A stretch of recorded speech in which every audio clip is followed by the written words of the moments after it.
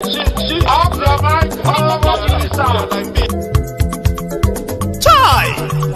Now wow, people wey suppose talk truth to power don't off mic. And if we talk, now 500,000 they go sama us, call them hate speech. But fear not, Maiyegun don't come.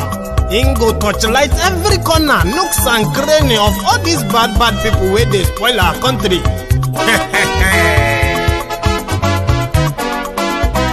So my people make we laugh, oh, yo, yo.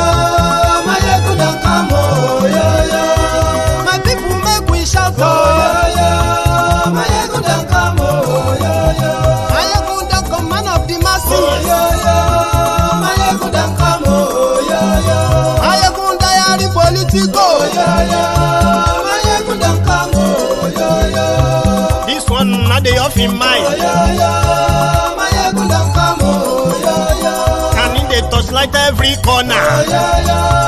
Maiyegun don't come, oh, yo, yo. Okay, some people be they holla say they want the power. Chai, them be promise us say we go get light and power. Nah. Them hustle sote they can't get the power.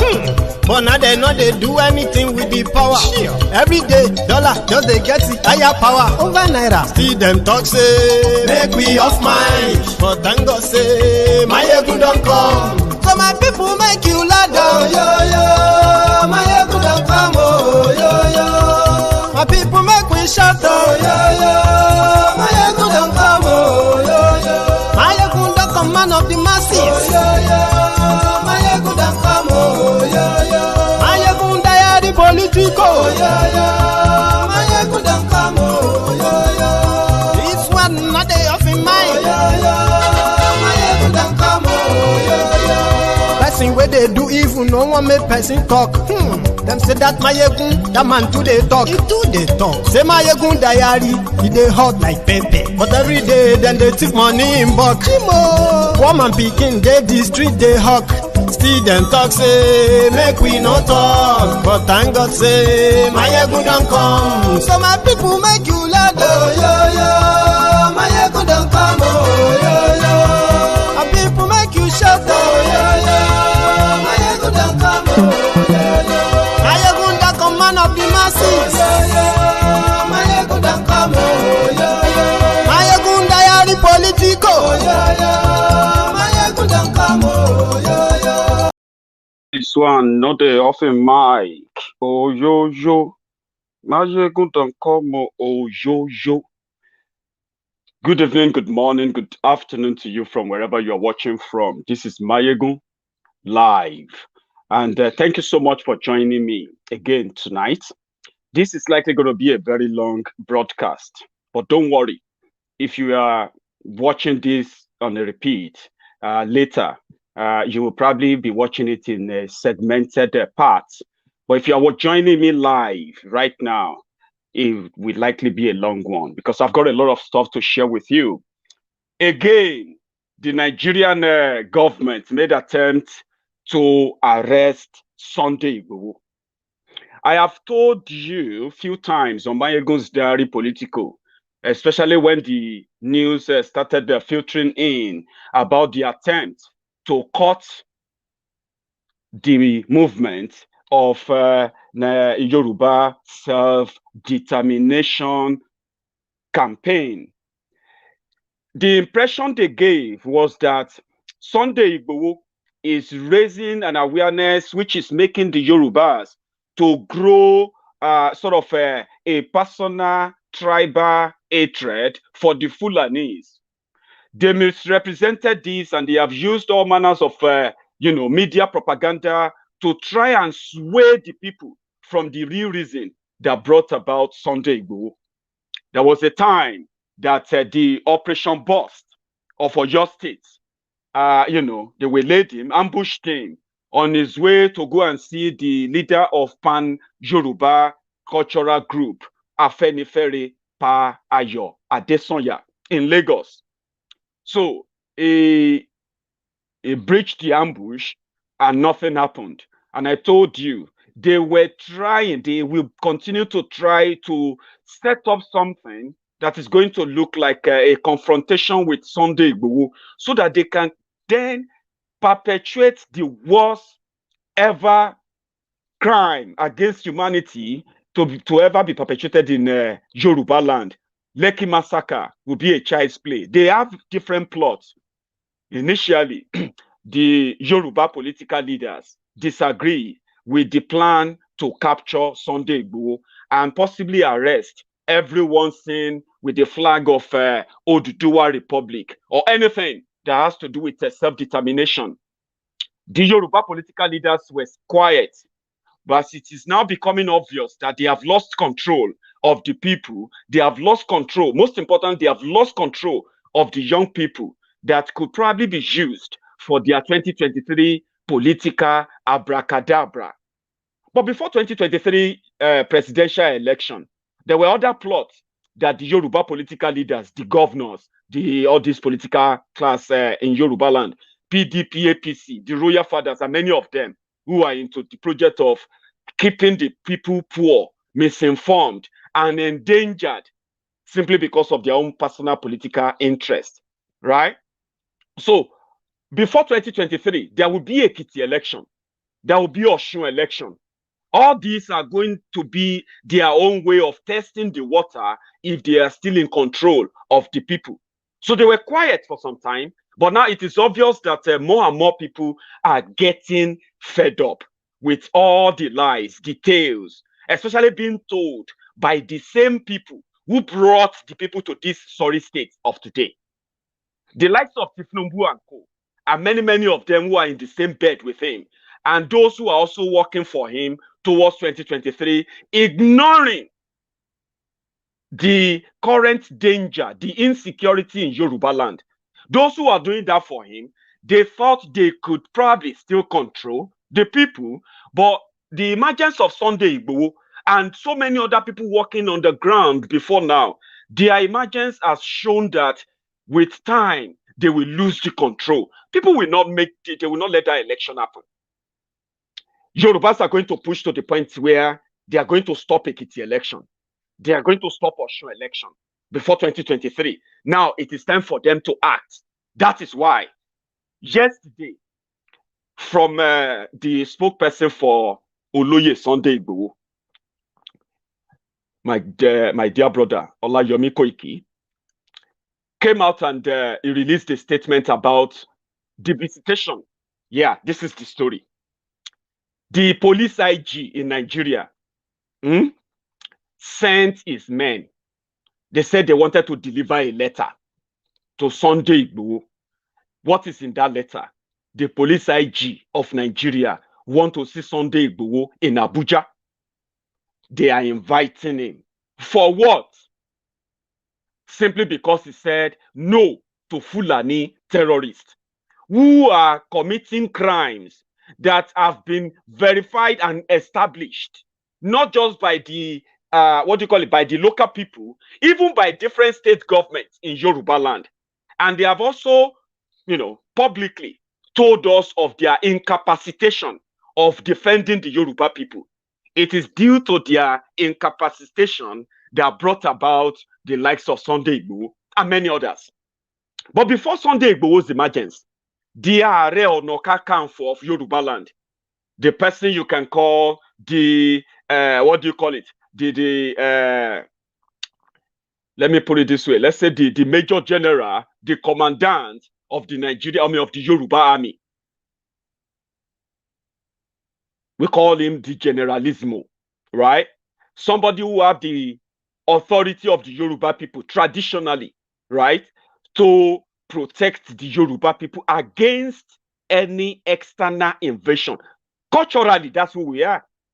Before we submitted that sovereignty to Nigeria, when we submitted that sovereignty to protect ourselves to Nigeria, we expected Nigeria to then protect us, protect everybody in Yoruba land, so that we can then continue to claim to be part of Nigeria, one Nigeria. But it has become obvious that, one, we know, we have identified the criminals committing these crimes in Yoruba land. They are not Yorubas.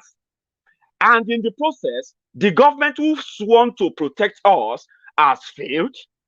The people have resorted into self-help. and thereby identifying with a figure who says, yes, we can do it.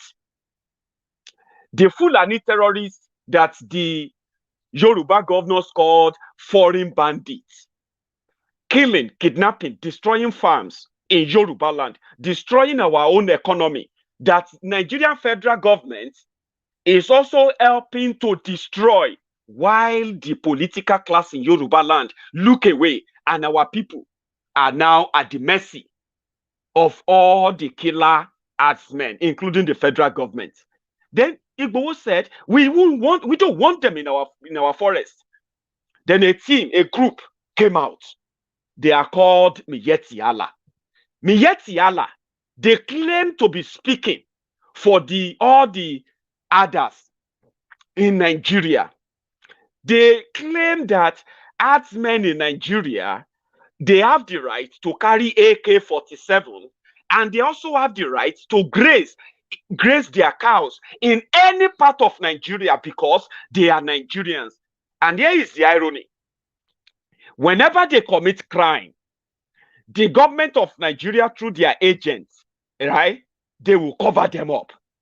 When I say cover them up, we've had instances, not even on 1 or 2 or 10 or more than 100 occasions, where communities have the roles in defense, right, of these invaders who are operating at will, unchecked, right? People have roles in the defense of their own different communities, right? And they have pushed back. They have arrested some of them, handed them over to the police.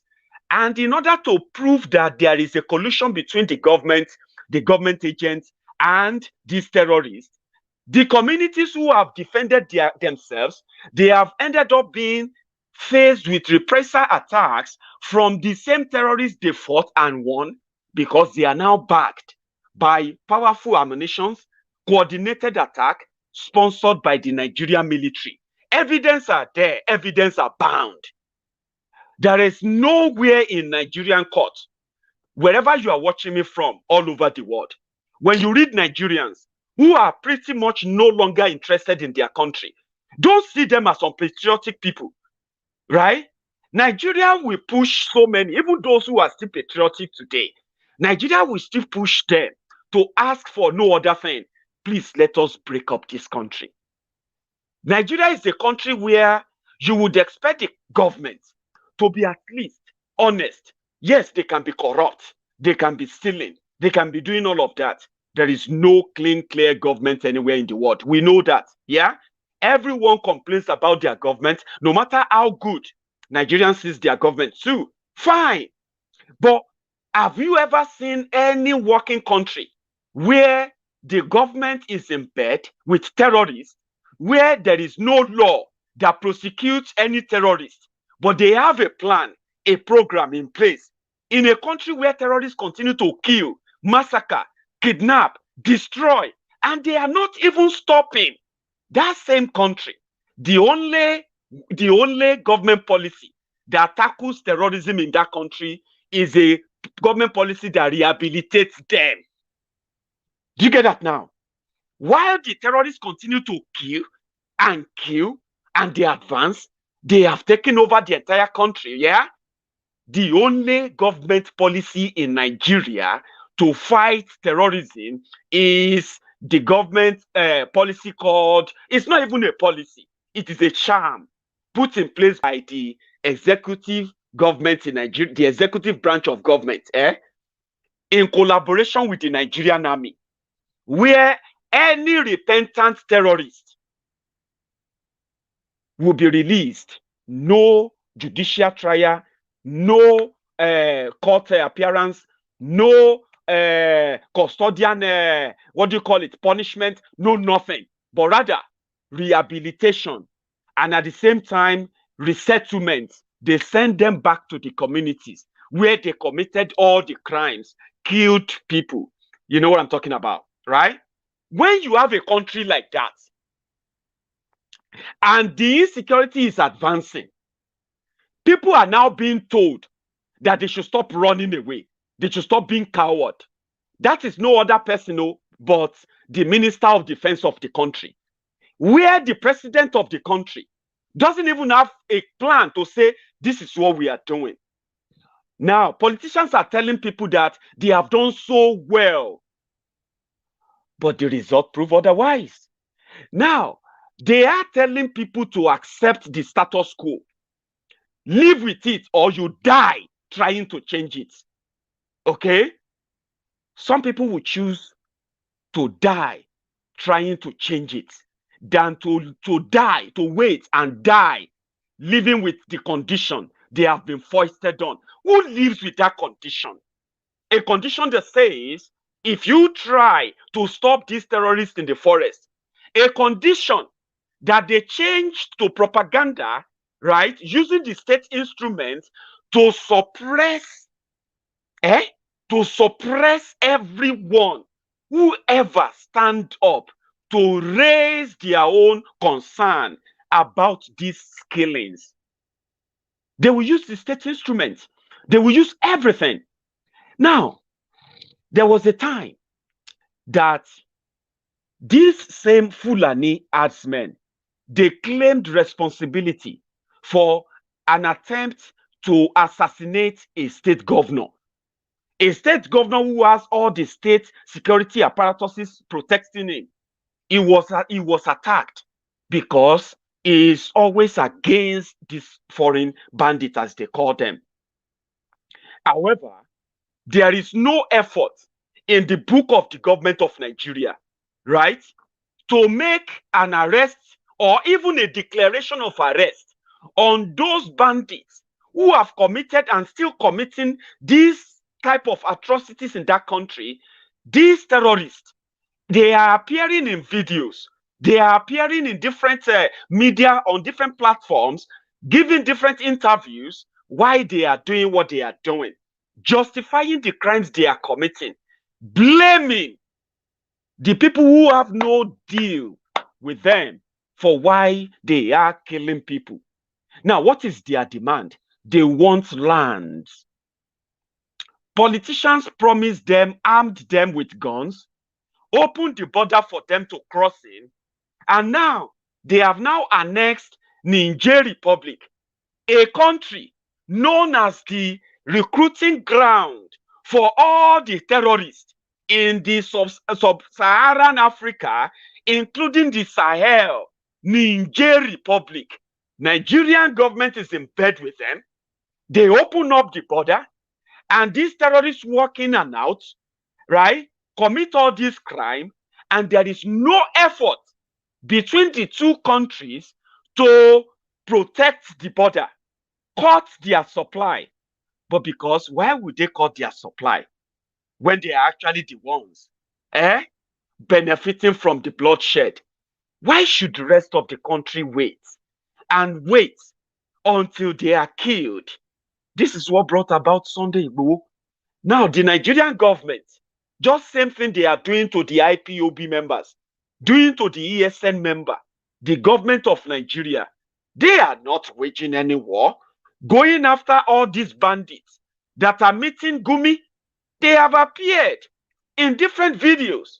They know the locations. Gumi met them. He met them in Nasarawa. He met them in Niger State. He met them in Kaduna.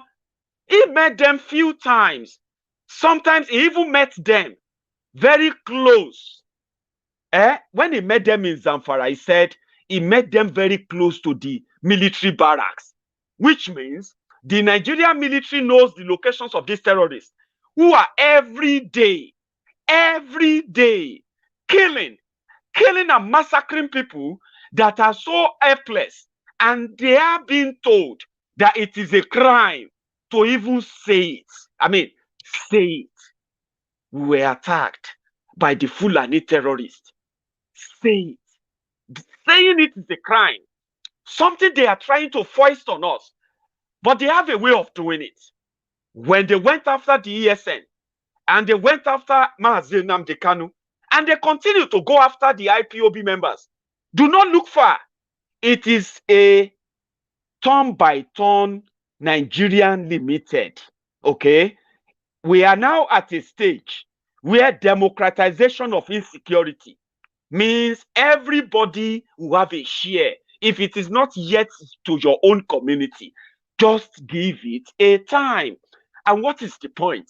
The point is, when these people went after the Biafrans, they were invited by the Biafran governors, by the Biafran politicians from APGA, from PDP, from APC, from other political parties that are not making waves, but they are political stakeholders in the project Nigeria.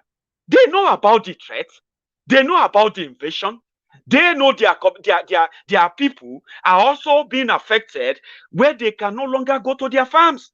They know all of these things, but they play it down because politically it is more profitable to ignore all of that. Let the people that will die, die. At least I can continue to be a senator. Who knows? I can become the next governor. And then, yeah, you see, now today, people have been dying, but people have been becoming refugees. When the Yoruba political class, when they saw that for the first time, there was a protest organized without their input. Even when they tried to influence that protest, NSAS protest, that took place at the heart of Yoruba land, the commercial capital of Yoruba land, of Nigeria in particular, yeah? Lagos. The Lagos landlord, the Yoruba political criminals, they were scared if this protest of this NSAS was going to snowball into all of the capitals in Yoruba land, and they know it. If Yorubas keyed into demanding for what rightfully belonged to them, using the vehicle of NSAS, that will spell a doom that will jeopardize their 2023 ambitions, because they all have the ambitions. The 2023 ambition is not about Tinubu alone. So don't mistake that. Don't be naive about it, okay? When they talk about 2023, it's not just about Tinubu, okay? There are so many people whose political future is attached to Tinubu becoming president, or at least running for president. These people, they will protect every interest and they will subdue every uprising that is going to challenge their already planned, perfected takeover in 2023. They will rather ignore. They will do everything to suppress. And even if they have to use the same style that the Igbo governors adopted, using the Nigerian military, using the Nigerian police, something that a Boko Haram will gladly do anyway, they are just waiting. Do you want us to come and help you kill them? If you think they are going to be a problem, do you need our help? We can kill them for you. Just tell us to come. We will do it and you will see it. It's just that once we come, you can no longer tell us to leave. The Yoruba governors, they know this. So whatever agreement they have made in APC, whatever agreement they are planning to make in PDP, whatever 2023 is all about, now, event has taken it over now. Before now, they had all the plan, all sorted before NSAS happened. NSAS was just like testing. And that was why, when they saw the threats, the Lagos state government, Jide Sanwo-Olu, a Yoruba governor, decided, for 21 days, 3 weeks, the same honeypot, the cookie jar, Lekki Toll Gate, the same Tinubu's retirement package was no longer giving them money. They were losing money every day. This could no longer continue. That was not the only thing they were losing. They were about to lose the credibility, something, a mirage that they sold them for 2023. The same mirage they sold them in 2015, where they dragged Yoruba people into an alliance that has now impoverished the Yoruba people, impoverished our region, made our people poorer, made our people refugees in another country, made our people unsafe. It is not even stopping. They have 2 years to go. They are telling us to ignore that danger. We have to live with it. Being kidnapped, being attacked on your farms, being raped on your way to the market, your women being kidnapped and ransom being paid. The Yoruba political class like Tifnumbu, if Yorubas should react, it will jeopardize 2023 plan. How can 2023 be more important to any Yoruba reasonable leader than the safety, prosperity, and the protection of the Yoruba people in Nigeria?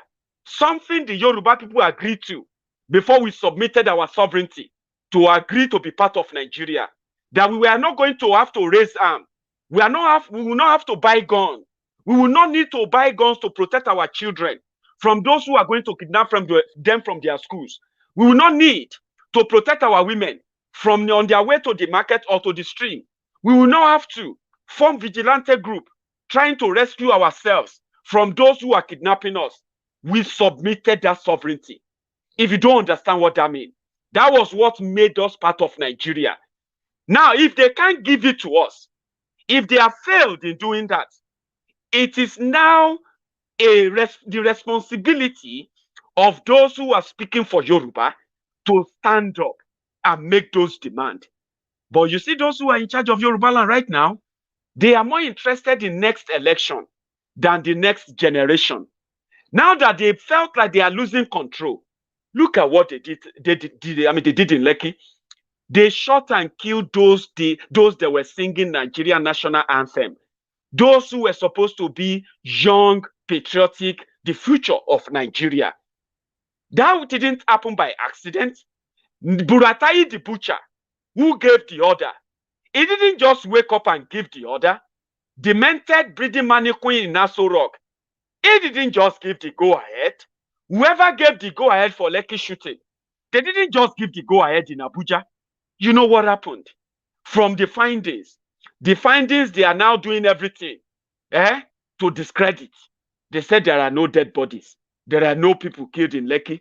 But meanwhile, on CNN, the governor of Lagos State publicly confessed. I mean, at least something to also tell you that no matter the propaganda they are using their lobbyists in America to propagate, in order for them to it is called damage control.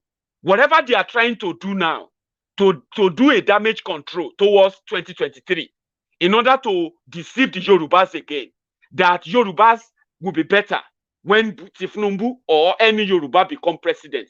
Whatever they are using America, whatever they are paying their lobbyists in America right now, with the help of social media, we will demystify them. Because you know what?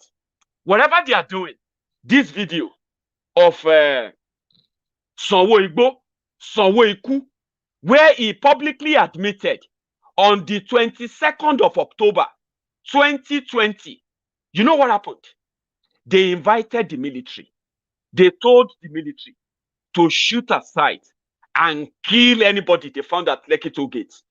Then, when the military said, "Is that what you want?" They said, "Yes, that's what we want. No problem. We want you to declare a curfew." 12 o'clock in the afternoon, Jide Sanwo-Olu declared a curfew for 4 p.m., telling everybody to vacate toll gates, that the government is doing everything to look into their demand, right? So they should vacate the toll gates between now and 4 p.m. And also, all Lagosians should be back home by 4 p.m. Which Lagosian can get back home in a normal Lagos state every day? Which Lagosian can get back home, get to their home every day by 4 p.m.? How many of you can get back home?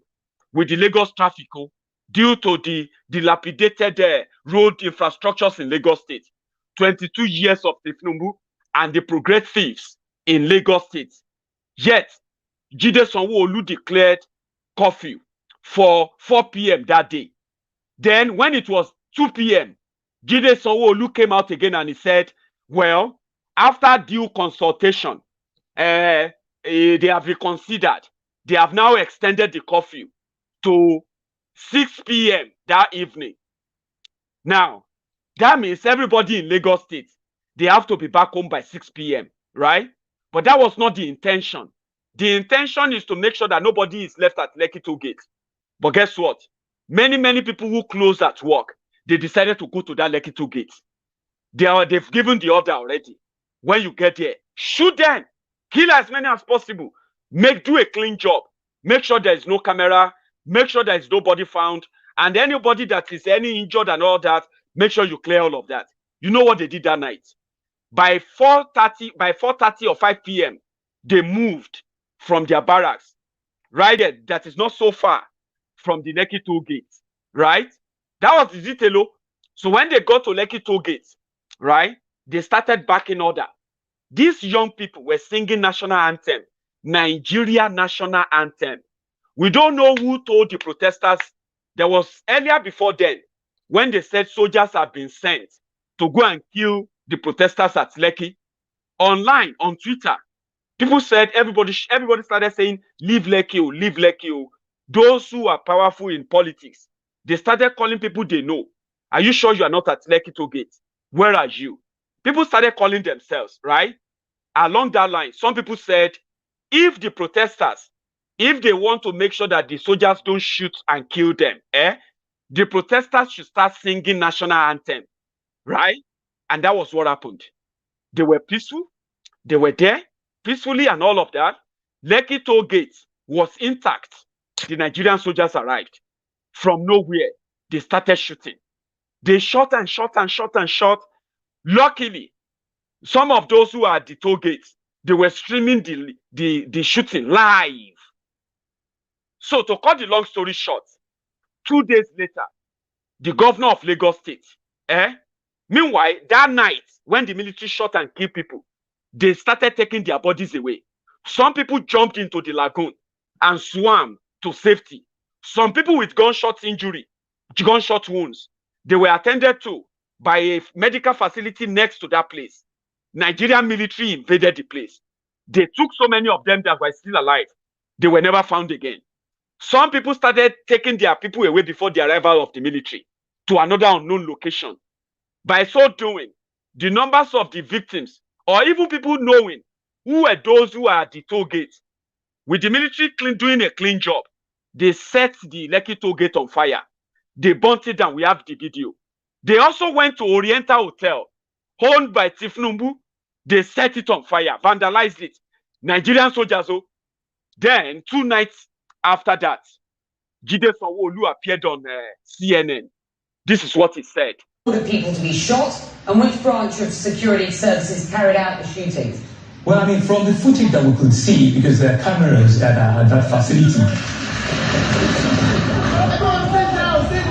it seems to me that there will be men in military uniform, which should be Nigerian army or something. So you're saying that it was military officers who ordered peaceful protesters to be shot at Lekki? Yeah, that's what the pictures, yes.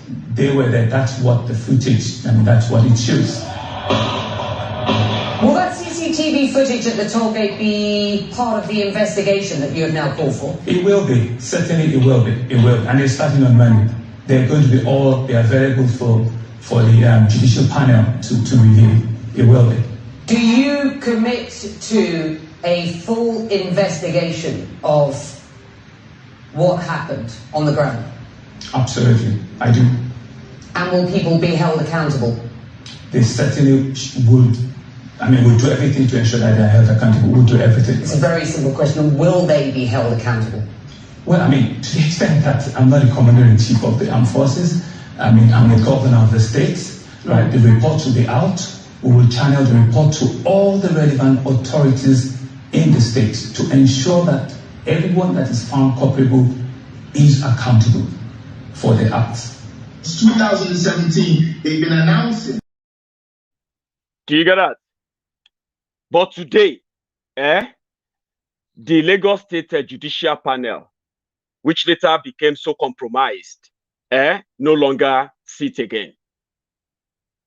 Those who were responsible, the Nigerian army, they appeared few times. They said they were invited by the governor.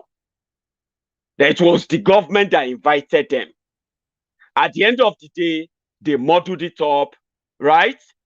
Meanwhile, after the shooting at Lekki, they then mobilized their NURTW to burn down Lagos State. We saw their state transportation bus, okay, their own BRT bus that conveyed armed thugs to Alausa to attack the protesters at Alausa. We have the pictures, we have the videos, but nobody was arrested. Then something happened. The NSAS protest eventually led to the open of can of worm of how wicked the political class in Nigeria, how they are. We didn't know that despite the pandemic, despite the billions and billions of naira they were declaring to have spent, they were hoarding the palliatives that they said they have shared to the poor people. NSAS protests led to breaking down and breaking up of so many warehouses, hidden warehouses across the country. That became a trend. The whole country went up almost in smoke. But somehow, they learned something. They unleashed violence, serious violence. Many people were arrested. Many of them arrested innocently. Many of them unaccounted for, still declared missing to this day. As you are watching this video, there are still people who are still being released from police detention for being arrested for NSAS protest in October 2020. But here is something they learned out of it. People have learned that they can protest. They can push. They just seems to still probably able to reverse back to their, what do you call it? Their default mode. The default mode is the mode where the politicians have shaped them for years. But somehow, people have realized that they have the capacity, if they have the number, to push for what is right. Now, the politicians have also realized that if the people realize their power more, they are going to be in trouble. And the people that really feel like they are going to be in trouble are those who are the compromised southern political leaders, especially those ones that they are now dangling the 2023 political upliftment or political promotion, dangling the carrot before them. They are ready to sell off their people today. Now that people are saying it is either we get self-determination, or we break up Nigeria and everybody have their own republic. They know that if people continue to push it, the people in trouble is not Nigeria generally. It will be them, because they will lose their grip that they are holding on the people. In other words, the grip they are holding on the country, they will lose it. Once they lose that grip, it will become everything goes. Those who want Biafra will get Biafra. Those who want Oduduwa Republic will get Oduduwa Republic. Those who want Arewa Republic will get their Arewa Republic. Those who want Savannah Republic will get their own. Those who want Ijo Nation will get their Ijo Republic. Everybody will get their own. Because by then, those who will decide that, they will no longer be those who are parading themselves today as political criminals. I think this pastor put it better. For a break, listen to this. Nigeria, I want to call you back to your right mind. Nigeria, you've gone crazy. Nigeria, you've lost your mind. Nigeria, you're stealing from future generations. Nigeria, you're robbing generations that are not yet born. Nigeria, you're overinflating your contracts.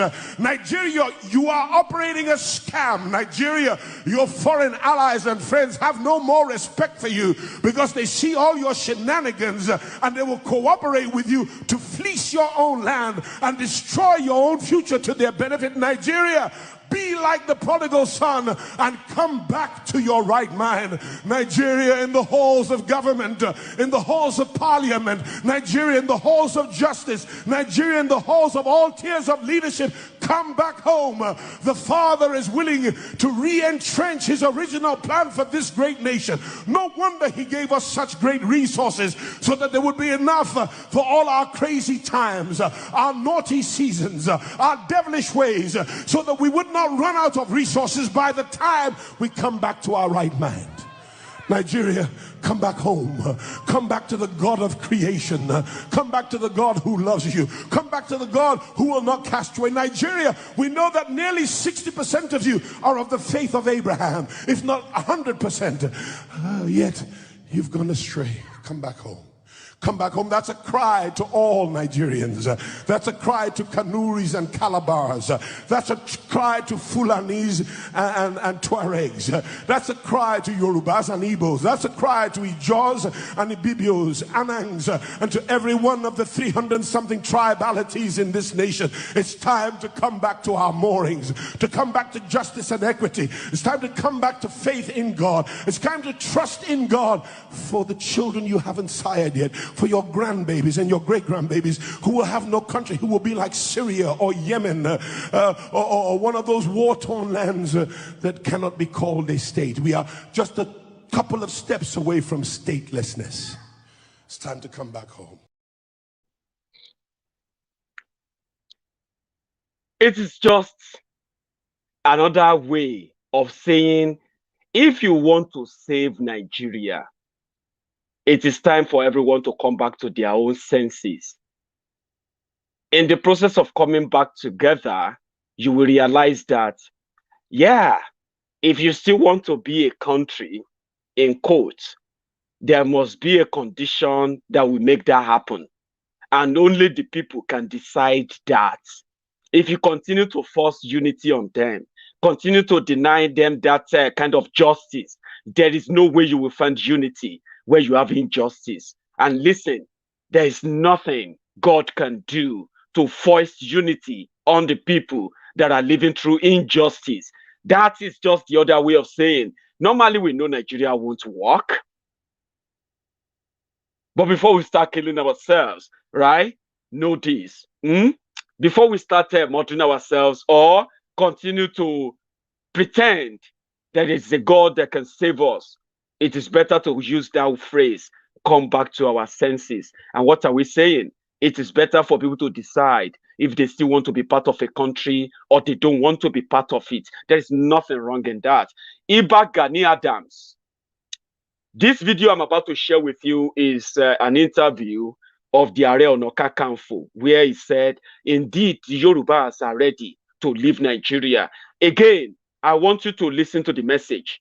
I'm going to try my best to give a bit of a summary interpretation of what he said, because it is in Yoruba, right? But for the sake of my Yoruba brothers and sisters watching me today, I want you to pick the message.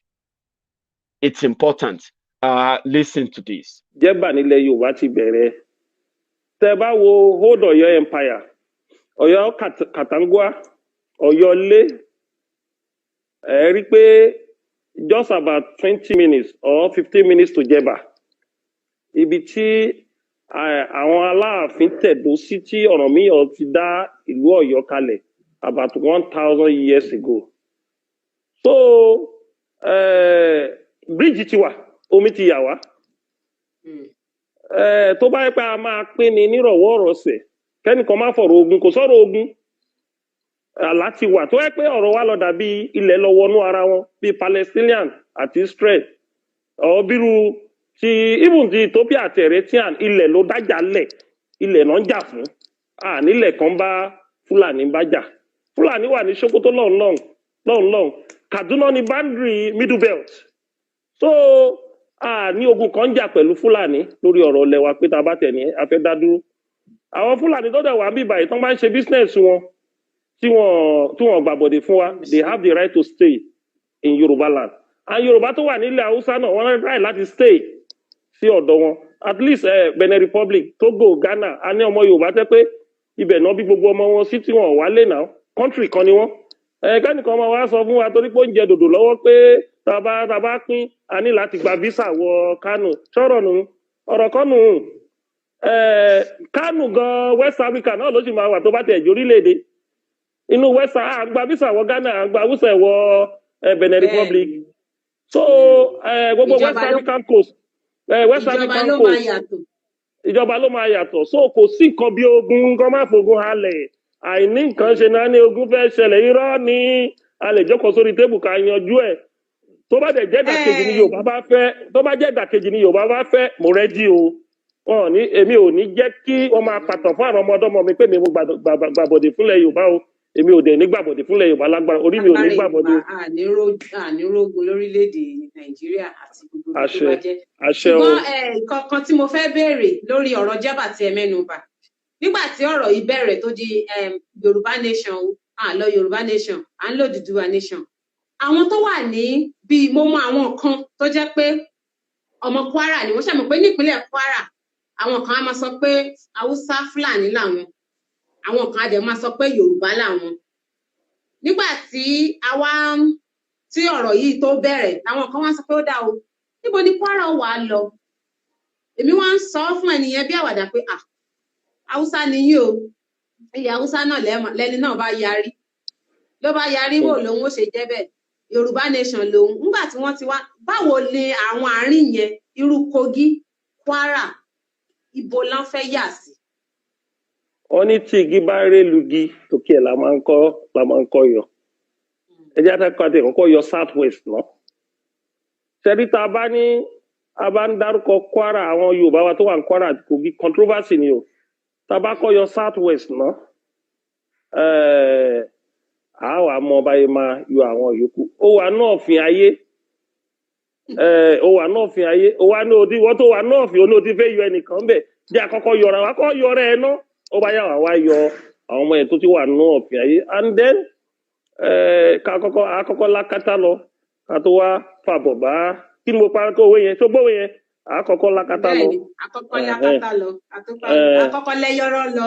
ẹjọ́rọ̀ lọ kakọ́ lẹ́yọ̀rọ̀ lọ torí ẹ̀yin gbọ́ Yorùbá jà lọ dáadáa níbi mo rí pé ẹ ní SAN Yorùbá lẹ máa ń sọ nínú BBC ilẹ̀ Yorùbá so akọ́ lẹ́yọ̀rọ̀ lọ ká tó wá fàbọ̀ parí ẹ̀ ṣe gbogbo nǹkan ètò ní kó gbá girigiri ṣe rí nǹkan tó lọ́n fi kẹwàá ni pé àwa Yorùbá a ní ètò ẹ worú ọ̀rọ̀ June 12 Yorùbá dẹ̀ já ogun yẹn fún odidi ọdún mẹ́fà Yorùbá òyìnbó ẹyọ kan táwọn military fi kó power tá fi gba democracy so ṣé Yorùbá yẹn ò sí mọ́ ni ọ̀rọ̀ girigiri lórí social media kọ́ iṣẹ́ ọpọlọ ni èmi ń believe lórí ètò kì í dẹ̀ ń sọ̀rọ̀ Gani Adams ààrẹ Gani Adams àti Sunday Igboho yìí ṣe ààrẹ Gani Adams Sunday Igboho àti Professor Akintoye àwọn èèyàn wà o tẹ́ pé èmi ò tẹ̀ ń ṣòṣèlú tẹ́ pé wọ́n ní agbára nílẹ̀ Yorùbá wọ́n pọ̀ lọ ṣúà wọ́n dẹ̀ wà nílùú òyìnbó tẹ́ pé wọ́n ní connection àwọn kan wà nílùú òyìnbó tẹ́ pé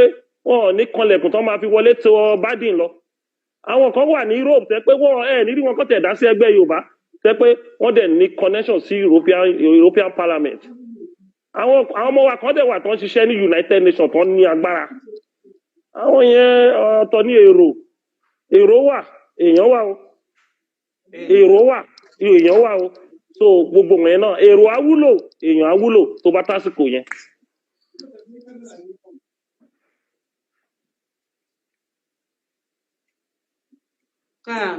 bàbá wa ká máa fèyí ṣe ìlọ bí mo ṣe sọ fún yín lẹ́ẹ̀kan kí ni ìmọ̀ràn yín fún gbogbo ọmọ Yorùbá. máa bẹ gbogbo ọmọ Yorùbá pé ká fi ìmọ̀ ṣọ̀kan ká dẹ̀ ṣe òtítọ́ ẹni bá ṣe òtítọ́ òun ni ìmọ̀lẹ̀ ń gbé ìmọ̀lẹ̀ nínú èdè Yorùbá òun ni spirit wa nílẹ̀ Yorùbá Holy Spirit wa ká dẹ̀ nífẹ̀ẹ́ ara wa kí a má ṣe àbòsí ká dẹ̀ má ṣe òtítọ́ kí a má ṣe òdodo níran méjì nǹkan tá a bá ń ṣe lẹ́nu ká máa rántí àrọ́mọdọ́mọ wa ká má rántí pé àwa ti wà òkè àrọ́mọdọ́mọ wa ní ká máa rò nǹkan táwọn òyìnbó máa ń ṣe ni wọ́n máa ń prepare generation tó ń bọ̀ láti prepare lẹ̀ fún and preparation generation tó ń bọ̀ ó wà lọ́wọ́ liberation wa báyìí máa bọ́ lóko ẹrú ìṣe pé ká máa ronú pé kí la fẹ́ jẹ nínú òṣèlú ká máa gbàgbé ìran wa tó ń bọ̀ kó máa di pé tá a bá dàgbà tá a bá dògbó àwọn ọmọ tó ń bọ̀ á máa wá fi wá a máa fi wá ré pé kí làwọn bàbá wọn wò táwọn fi wà ní oko ẹrú yìí so mo bẹ̀ gbogbo ọmọ Yorùbá ní tilé tó mo dẹ̀ bẹ̀ àwọn tó wà nílùú òyìnbó kàn má jẹ́ ká sáré mọ́tò ká kọlù kẹ̀kẹ́ ẹgbẹ́ ti pọ̀ jù ẹgbẹ́ oríṣiríṣi nǹkan tá a wá rí ni pé àwọn kan tó fẹ́ ṣe òṣèlú wọ́n ti wá pera wọn ní Oduduwa Republic agitator wọ́n wá ń dà wọ́n rú wọn ò dẹ̀ fúnra wọ́n dẹ̀ má jẹ́ kí owó dá ìjálẹ̀ láàrin wọn àwa tá a wà ń lé náà òṣèlú ò lọ alájọbí ló máa kù ẹ jẹ́ ká rò pé bá a ṣe máa bọ́ lóko ẹrú lóòótọ́ every human beings are political animals but at the same time ká má jẹ́ kí torí òṣèlú ká sọjọ́ iwájú wa nù ọ̀rọ̀ bẹ́ẹ̀ ní jù bẹ́ẹ̀ lọ. ẹ má bínú tá a bá ti sọ pé ọkọ òkú nìbọn ń ró ṣùgbọ́n tá a bá ti sọ pé ó dàárọ̀ kò yẹ ká tó sọ pé kálẹ̀ àmọ́ ẹ foríjì mi bá nǹkan kan ló wá sí etí ìgbọ́ mi nísìn pé fọ́nrán kan jáde níbi tí K1 ti ń. Thank you. So I have tried my best to put a short summary of the whole thing because for the sake of my viewers who don't understand Yoruba, and I hope that helped in a way. So what he was saying there was pretty much about the fact that the boundaries are clear. We have a boundary where Yoruba land starts and where the northern Nigeria also start from Jeba, right? That if a boundary is going to be a conversation or anything, is already clear. And if they are not going to, we are ready to sit down and discuss this self-determination for the Yoruba people to leave this slavery called Nigeria. Okay, and if they actually feels like it's going to be about war, Yorubas are not planning to go to war with any Fulanis in Yoruba land because there's no point for it. We don't share the same border. There's no, and if there's going to be any war at all, that will be about border, and we don't have anyone together.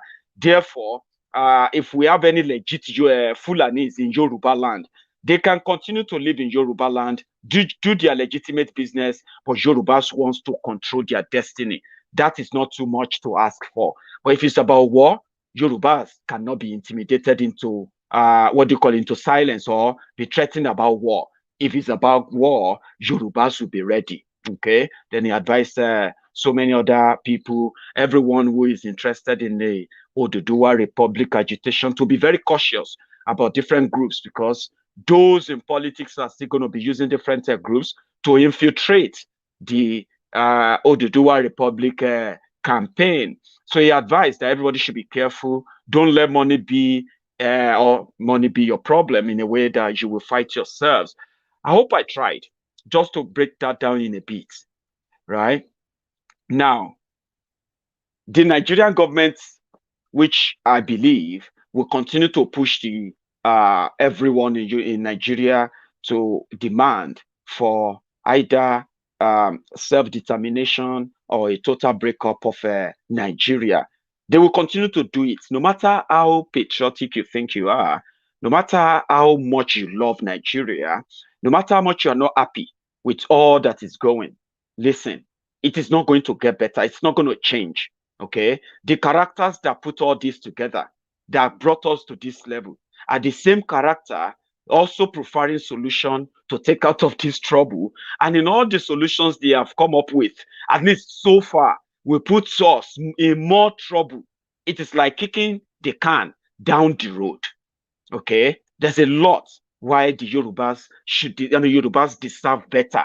Everyone deserves better in Nigeria. With the ruling class, Boko Haram in London, schools not built, hospitals not built, roads destroyed, all things, economy ruined.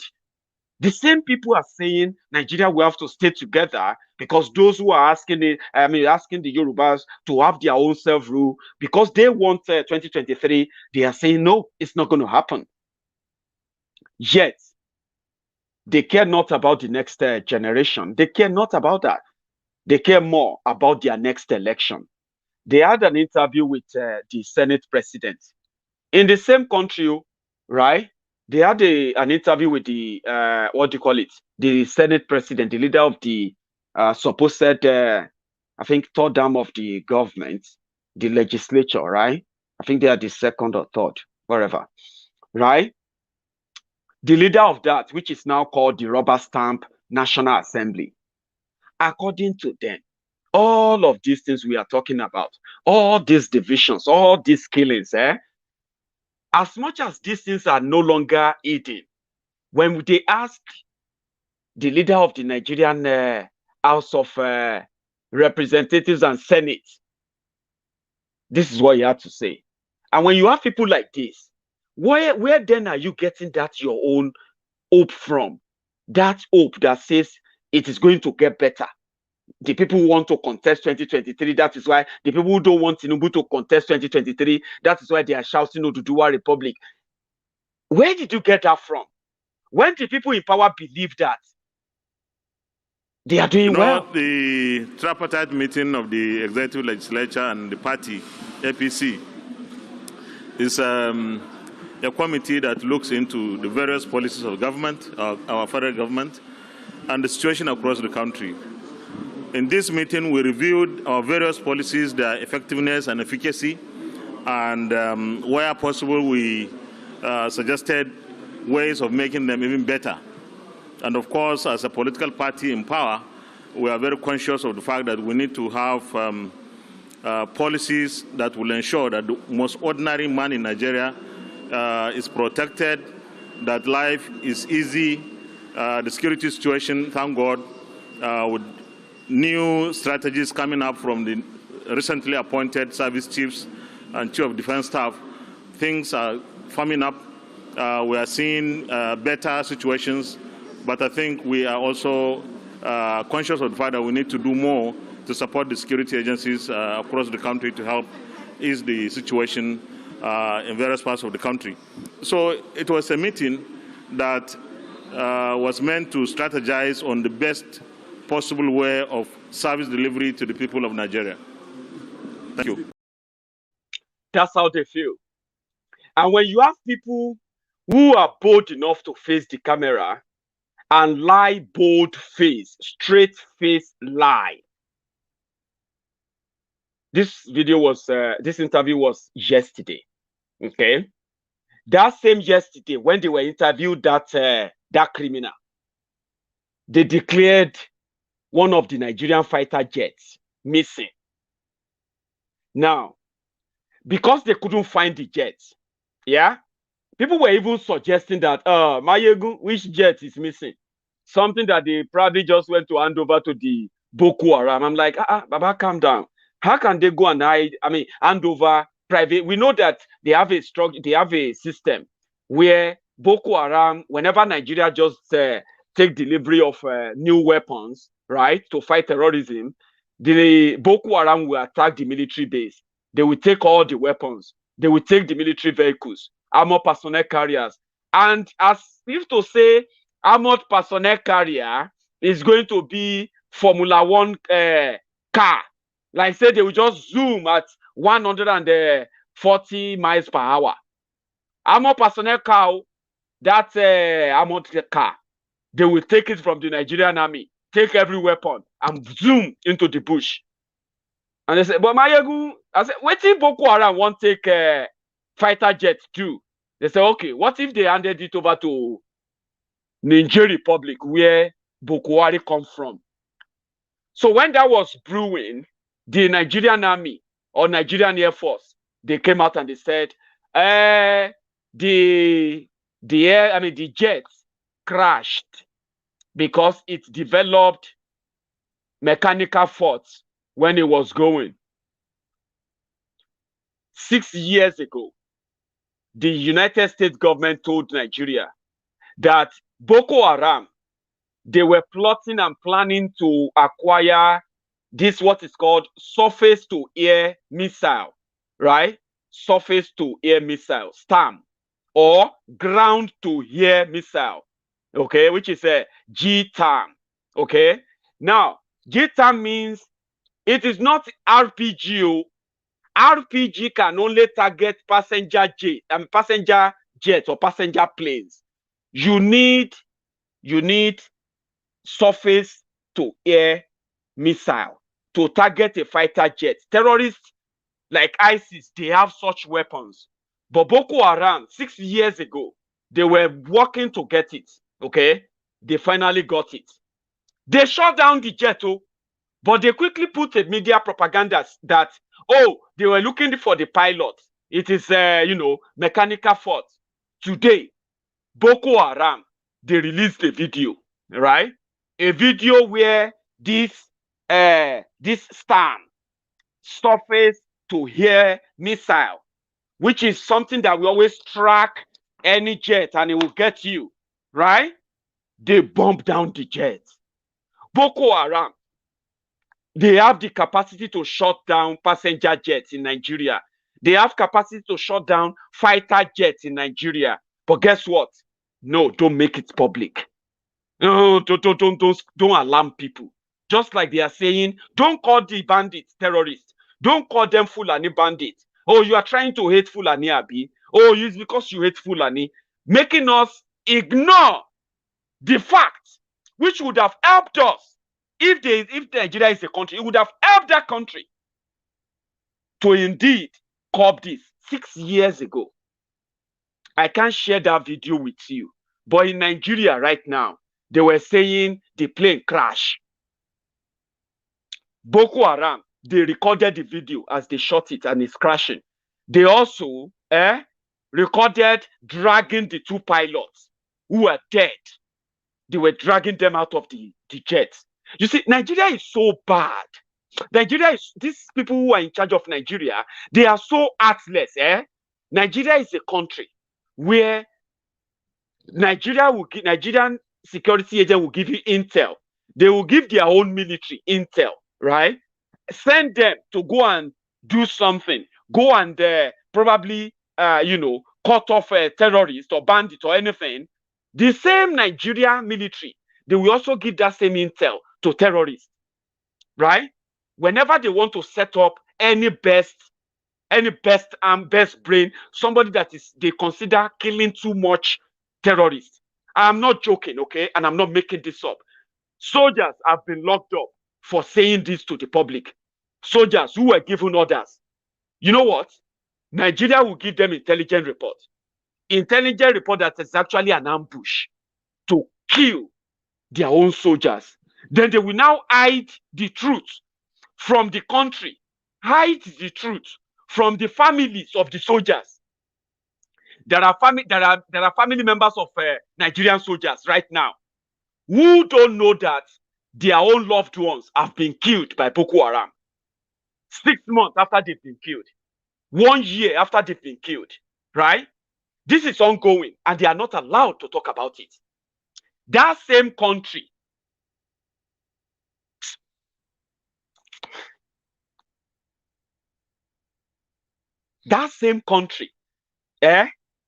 is a country that will deny anything primarily, yeah? And now, the Boko Haram that came out and said, well, this is the video of what we did. The Nigerian army, the Nigerian security agents, right? They have no real plan to capture these terrorists, declare them wanted, and even possibly maybe invite them.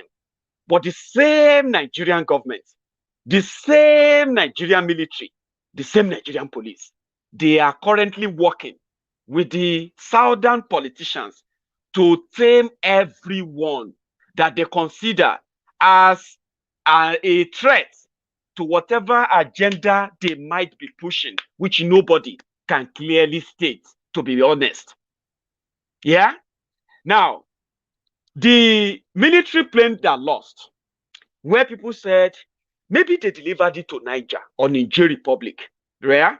Then somebody sent me a video and he said, you see, when you were told the reason why Niger Republic is now the 37th state of Nigeria is because the person that is currently parading himself as the president of Nigeria, the breeding mannequin Boko Haram, is from Niger Republic. They asked Amechi, can you please come and tell us, there is poverty in Nigeria, excess borrowing on projects that are God. Well, can you come and give us the reason? Explain to us. why you should be borrowing money to construct rail line from Nigeria, from Katsina State to Maradi in Niger State.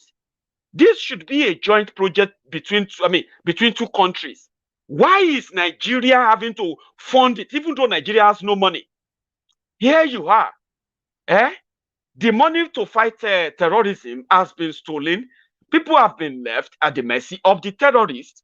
Why would you want to spend almost 1 trillion naira building a train to Niger Republic? I found the answer, and I also found Amechi's excuse. But this is the first one. The president himself had openly said that these people coming in are foreigners. Governor El-Rufai himself also gave indication. If you are the president of a country and foreigners are coming in to intimidate your own people and to rape your people, I would have thought the commander-in-chief would be the last to accept that. General Muhammad Buhari was my boss, the general officer commanding when I was in 3 DIF. I was commanding a unit under him. He went against Shagari to defend Nigerian interests against Chadians.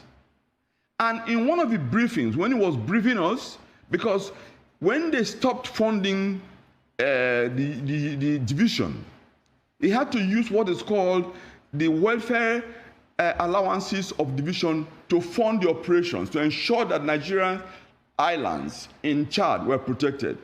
And in his brief, one of the briefings, he openly told us that his family, most of his family are from Niger, but he is a Nigerian officer, and that he owes allegiance to Nigeria.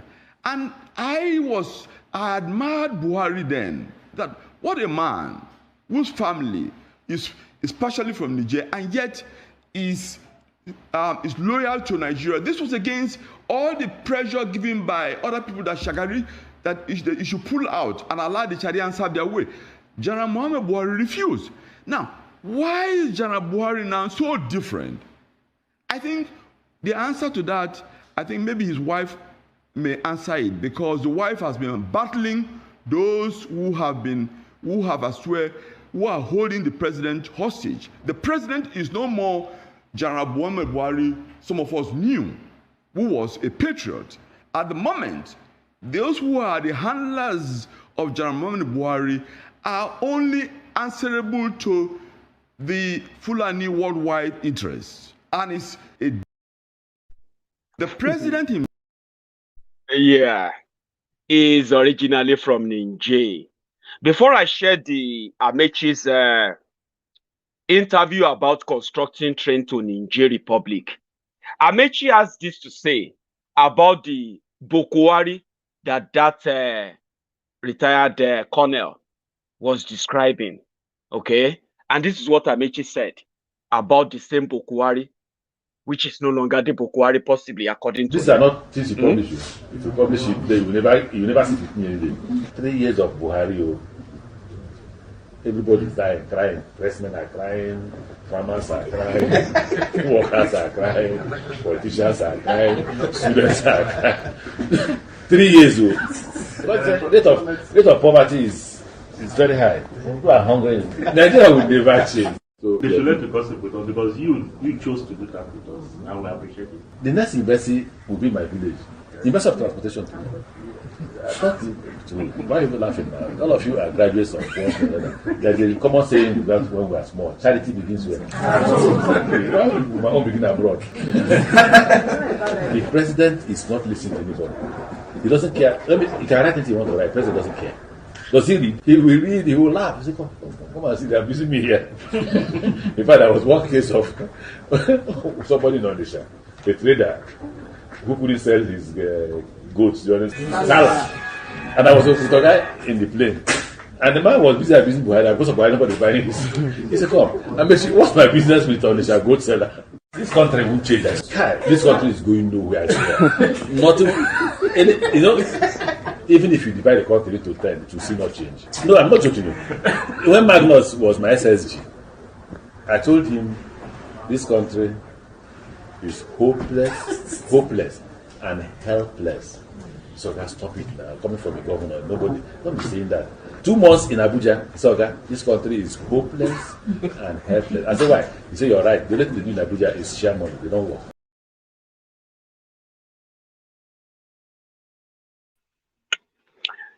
Thank you very much. That's the Buhari.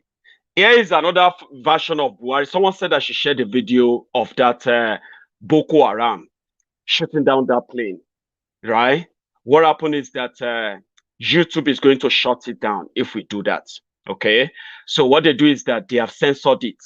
When you share videos like that, it is considered as promoting, you know what I'm talking about. So some of you will see the video on some independent platforms where you will read, you see them through websites and all of that. If you are comfortable enough to watch them, sure, you can take a look. They are gory enough, but there are pictures. There's a lot you can catch up online for that, okay? So when they talk about Buhari, maybe it is this one they are referring to. Let's play Who Wants to Be Our President? Question 1 for House of Assembly. What is the full meaning of APC? All Progressive Confidence. Sorry, but the correct answer is All Progressive Congress for the seat of the Vice President. What is the name of the current vice presidential candidate of the APC? Professor Yemi Osunbade. Wrong again. The answer is Professor Yemi Osinbajo for the seat of the President of Nigeria. What is the full meaning of INEC? Independent Nigerian Electoral Commission. Is that your final answer? Yes. Sorry. The answer is Independent National Electoral Commission. Sorry, but you've finished all your lifelines on Who Wants to Be Our President. Please try again some other time. Thank you. That's another version of Boko Haram. There's a lot, all right? But I'm going to share with you, like I said, the interview of Amaechi. I want you to listen to the reason why they are constructing train to Niger Republic, why they leave their own country to continue to wallow in abject poverty and indebtedness. The reason is because Boko Haram is from Niger Republic. But a quick one. I want to say a quick thank you, and also to give you an update. The last time we decided to raise a fund for Age Nigeria Foundation. So some of you have been following that. So every one of you have also reached out to them. They have also sent me the update. More people have reached out to Age Nigeria Foundation. For those who contributed and reached out, I'm going to call out your name. I'm going to play the thank you video they sent us. Let me see if I still have that here. Yeah. So I'm going to share that with you to tell you that they received your donation and we have even raised more.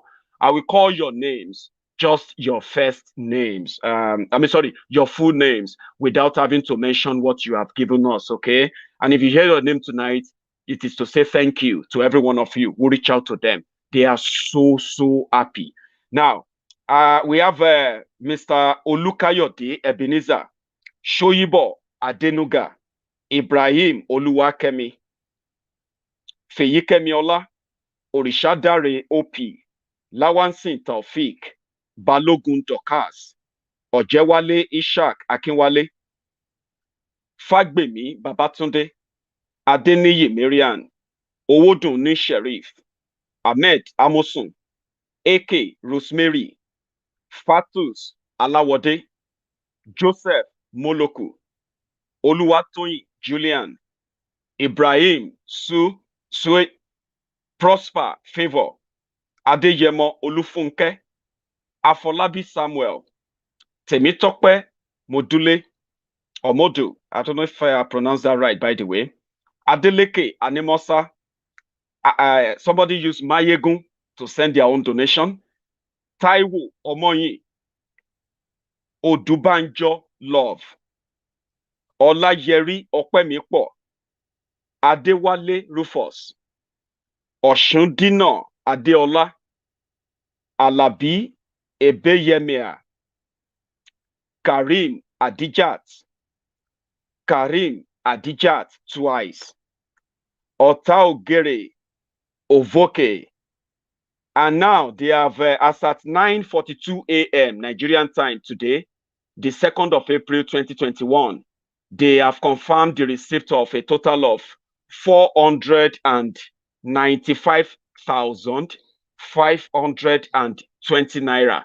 That's what they have received from all the Maiyegun fans who have reached out.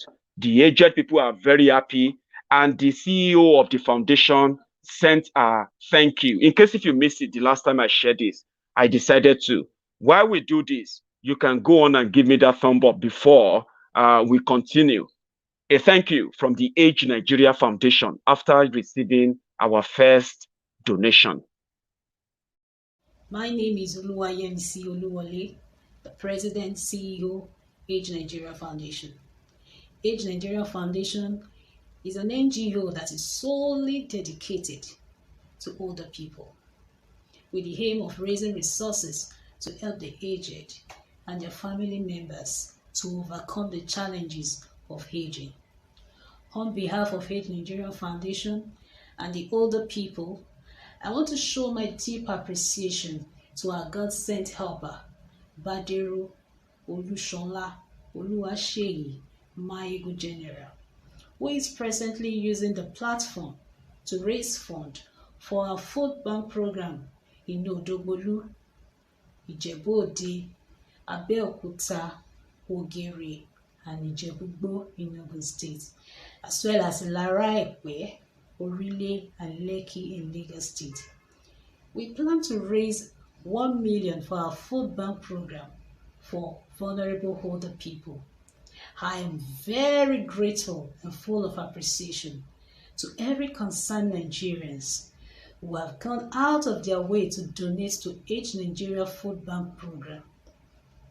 God Almighty will replenish your purse and secure your silver age. Active and healthy aging will be your portion.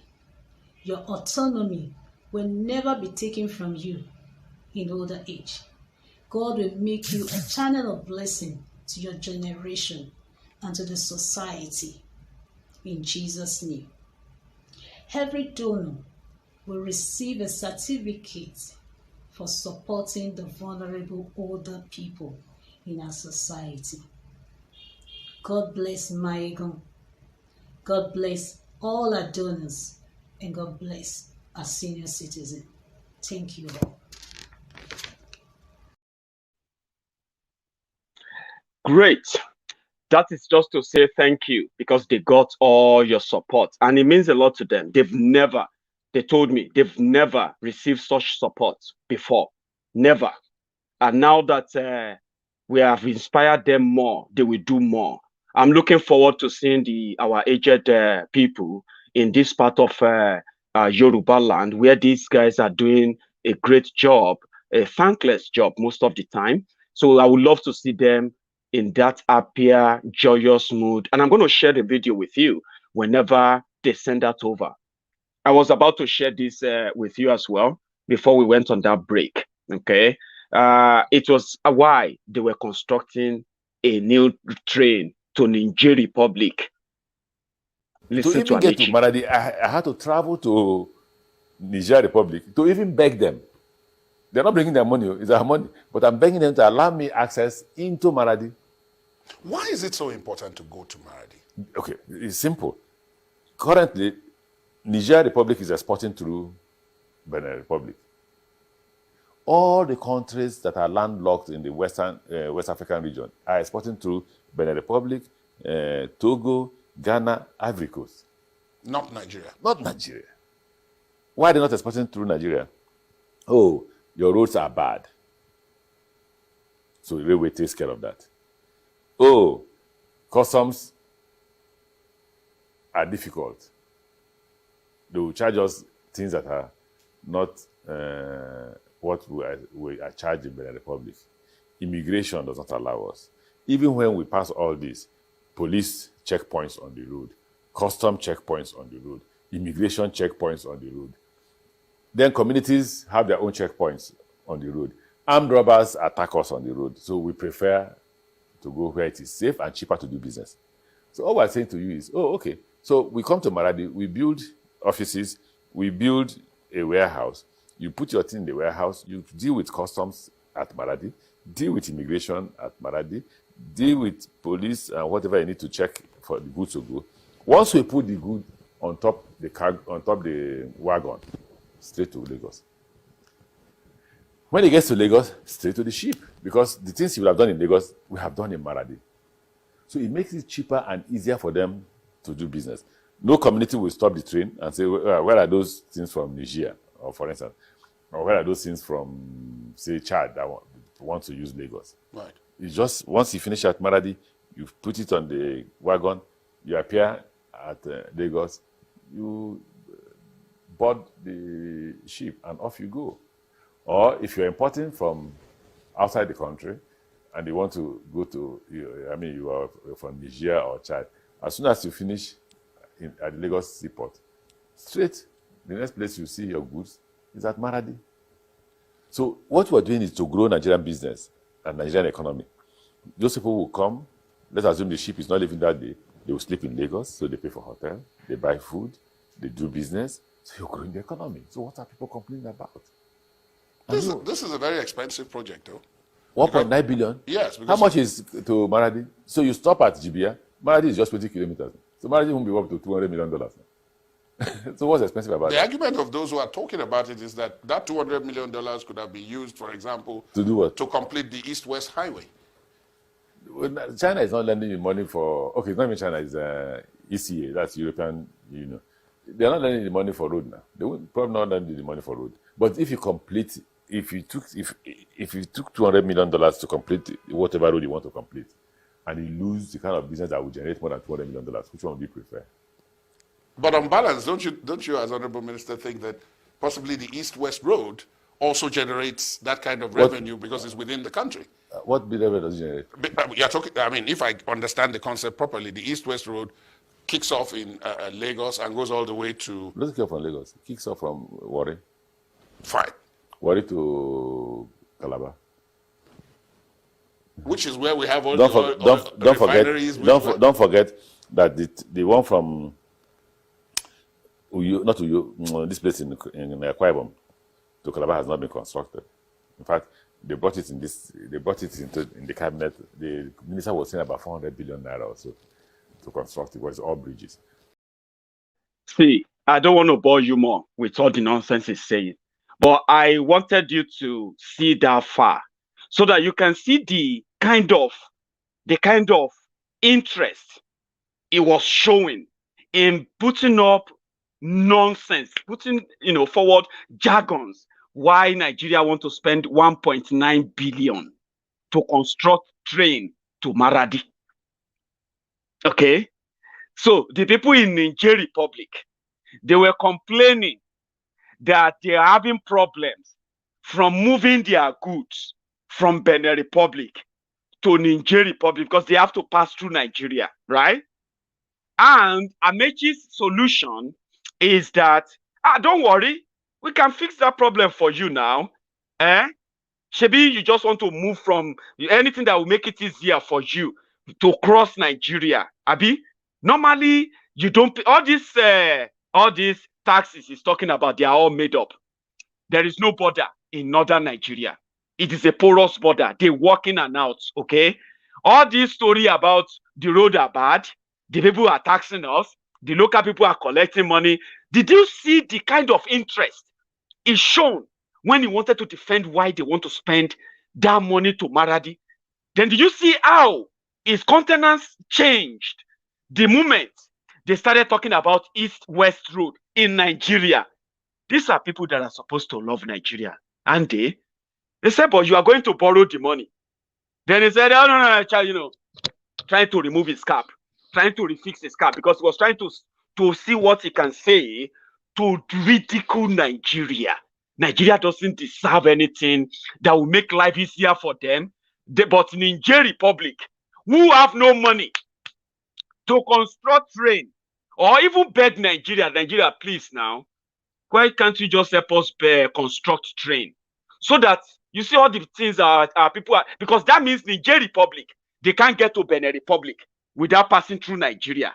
But Nigeria, because the president is from Niger Republic, the Nigeria, after pumping money there, they couldn't build refineries in Nigeria. But they already went to Niger Republic, a country of 20 million people, compared to a country of 210 million people.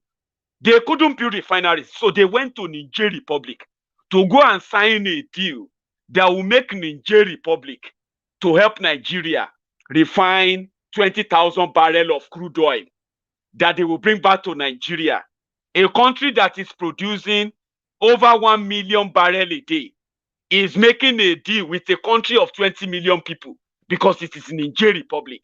Now, Niger Republic have no money to help their own businessmen to bridge whatever they are facing in Nigeria. The president of Niger is a cousin to Boko Haram. Boko Haram named Nigerian highway in Abuja after the president of Niger. Simply means they have relationship. He could have begged Boko Haram, please now help us. Use your power. We have small money. We can join body to construct train. Use that the same thing they are doing. They want to give land to Fulani bandits who have crossed the border from Niger, from Chad, from Mali, and all these places. They want to give them land in Nigeria. They don't want them to pay for it. Because the people in Nigeria says they won't give them land. They continue to kill them. It is the same thing, Nigerian government official prefer to defend Niger Republic. He said it publicly that he begged them to please let them construct train to their place, so that an economy that is only importing, that Nigeria is doing a business that is less than $200 million a year. That country want to take a project of 1.9 billion from Nigeria, and they will pay no dime for it. A Nigerian government official is going to make that easier for them. Just put your load on the train. We will borrow the money in the name of Nigeria. How does that help Nigeria? Here is another one to let you know how messed up that country is. Normally, if you during your birth, you are expected to be registered during birth. There should be record. Then in Nigeria, every year, they will be doing every 4 years rather, they will be doing new voters registration where they are going to take your biometric. When you want to get international passport in Nigeria, they will take your biometric, give you a national number. When you want to take a national ID card in Nigeria, they will take your biometric again. They will take your details. And you see all of these details they are taking from you. You will think a country like Nigeria will have a storage. At least somewhere they call the central pool, where all these data are stored. Abi? So that if the police, they are looking for somebody, once they type his name in their own data bank, the person's ID will come up. If he don't commit crime before, they will see it, Abi, but they don't have anything. INEC no get they don't get anything called data storage. They don't have anything for anywhere, right? So, because it is the best way to commit crime, especially fraudulent crimes like election manipulation, financial crimes that can be traced, ghost workers that the president of the country is also a ghost. You have a ghost president. Then you also have a ghost workers that politicians are paying money to, but they don't appear at work, all right? So the reason why they don't store this storage is because it is a rigged, manipulated system, and it is on purpose, right? Then they started something. They said, oh, you have to do NIN, National Insurance Number. Okay. National Insurance Number is something that you should be able to either just go online, fill in your details, send it to the right team, and then what would they do? Send it to the right team, and they will just have to trace your data everywhere, and wherever they have to put them to and update them, you can do that. I've got national insurance number here. We don't call it national insurance number, we call it NI in the UK. The moment I became legal resident in the UK, the moment I put in, I did my biometric, yeah, and my biometric matches every other record they had. Then they updated my record. I qualified for the national insurance, and for now, I've not qualified for the British passport. Maybe I'm actually going to be ending up getting Oduduwa passport before Scottish passport or even British passport. But here is what I'm trying to say. My data is with the British government, and with all the and that data is available for all the United Kingdom government agents for whatever they want to use it for, any investigation and all of that, right? But in Nigeria, na GPT. If you want to do voters card, sometimes you have to bribe people to get your voters card because you are not getting the voters card because you want to vote. You know your vote won't count. Some people are getting the voters card because they won't pay them their salaries at work because their employer says they have to get voters card, right? Well, if you want to get NIN, in the pandemic, there is a man. His name is Issa Pandemic. He is the Minister of Communication. Among those Alimajiri criminals working for Boko Haram in Nigeria, ruining the system that is already completely massacred. His name is Issa. I always call him Issa Pantami. Yeah, but now it's like with what he's done with the NIN, and what he's willing to do again, you can easily call him Issa Pandemic. Issa Pandemic is the Nigerian's Minister of Communication. They are now saying, first, he said, you have to register your SIM card with NIN. Okay, after all the registrations they made all Nigerians to do all the time, they said that NIN is not because they want to, they said they want to use it to fight terrorism.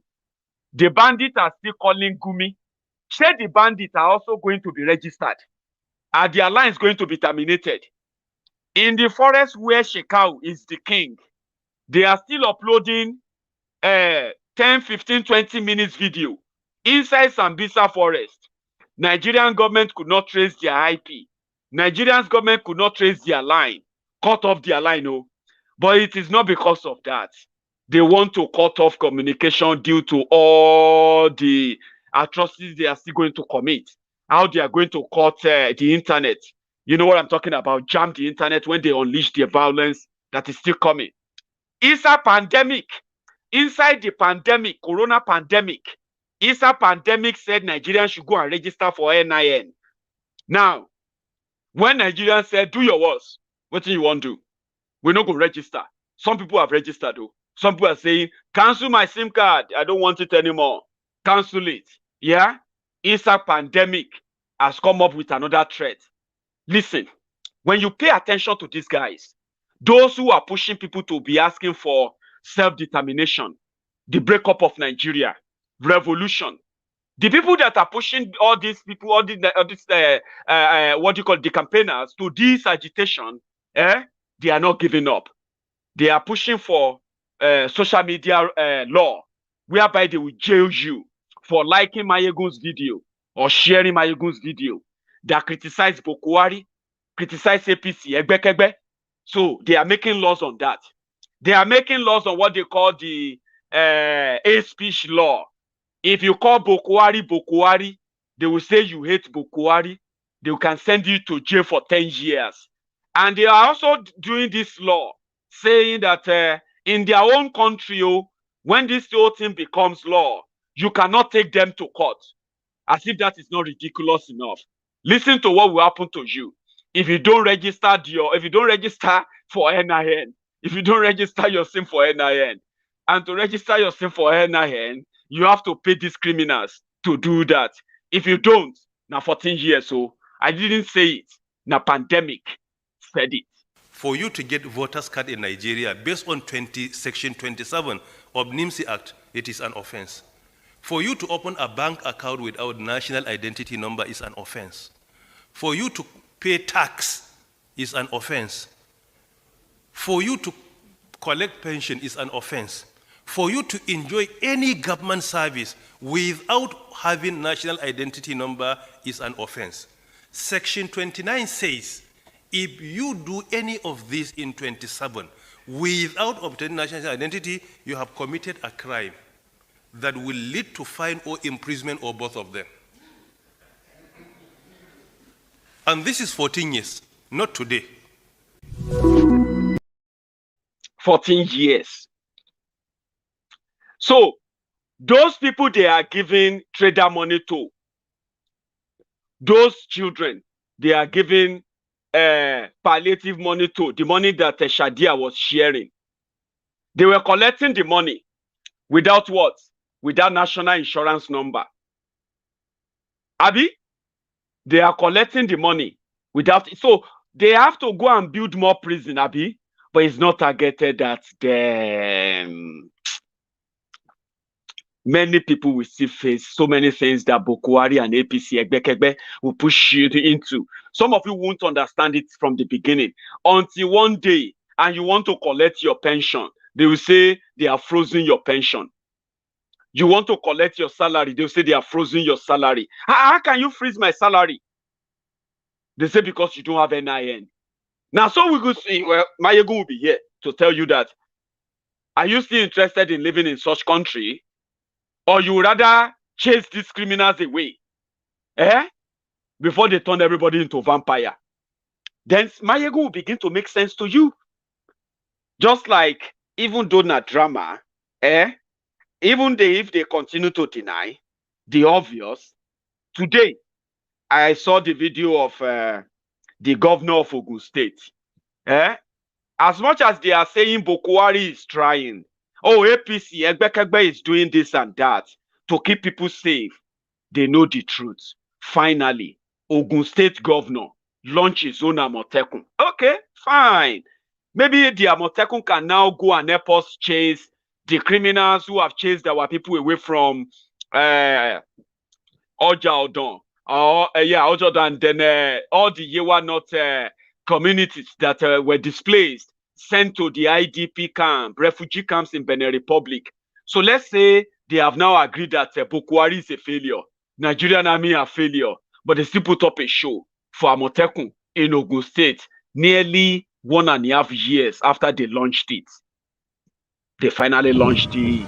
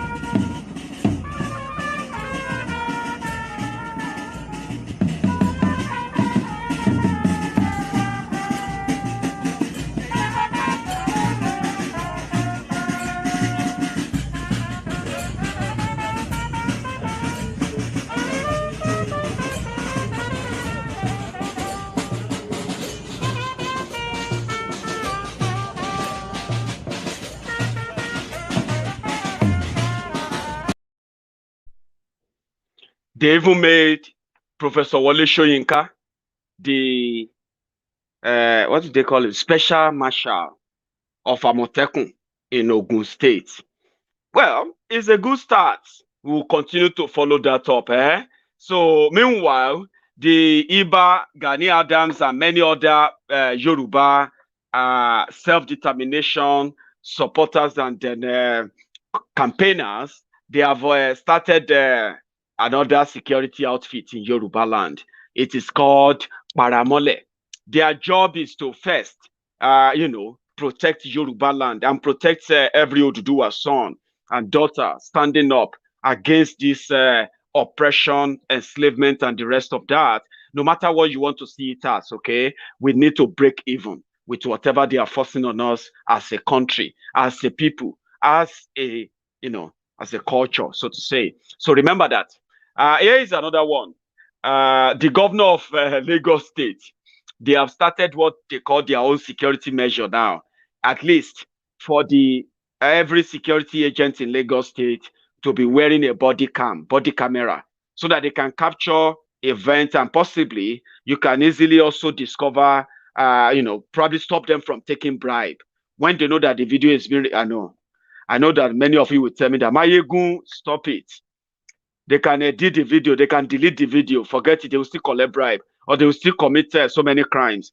But well, Jide Sanwo-Olu, in his usual drama, believes otherwise. Lagos State have started that they have invested in body cam, which means when you see a police officer, remember that he has if you see him with a body cam, right, you should know that you are protected. I mean, whatever he does to you is being recorded. That's the purpose. So you should feel safe. I don't know how safe you're going to be. I just thought you should. Somehow, it's good to know. And somebody asked now that would they have electricity to charge it? We will wait to see. Let's go to London. Reno Omokri showed up at Boko Haram's residence in London, where he is currently holed up. There are also Nigerians who are at the Wellington Hospital in London, those who are ready to chase Boko Haram out, shout on him and send him away. Yeah? The organizers of the protest are also saying that the protest will continue tomorrow. So I am going to be available on Sunday. And, God help us. I would love to be in London. I want to be in London on Sunday. And I'm reaching out to some of the organizers and say, well, do you have any Easter Sunday protest schedule? I didn't know that we are going to have the Easter Sunday and all of that planned. But once I manage to get everyone that says, yeah, we're going to be out, everyone in London again, all right? I will be in London on Sunday. But since Boko Haram is going to be in London, scheduled to be in London for 2 weeks, yeah? Then I'm also going to be free again on Wednesday and Thursday. So I might end up meeting the larger gathering. But I am pretty much expected to be in London on Sunday, which is my day off, by the way. But Reno Omokri was in London.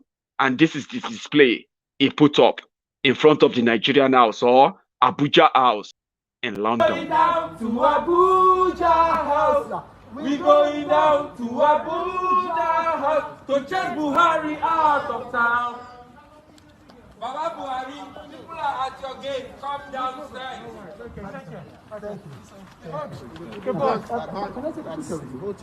Baba Buhari, people are at your gate. Come downstairs. Come downstairs, Baba Buhari.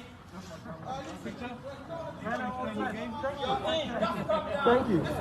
Lekki Toll Gate. The police are here, but they can't. No one.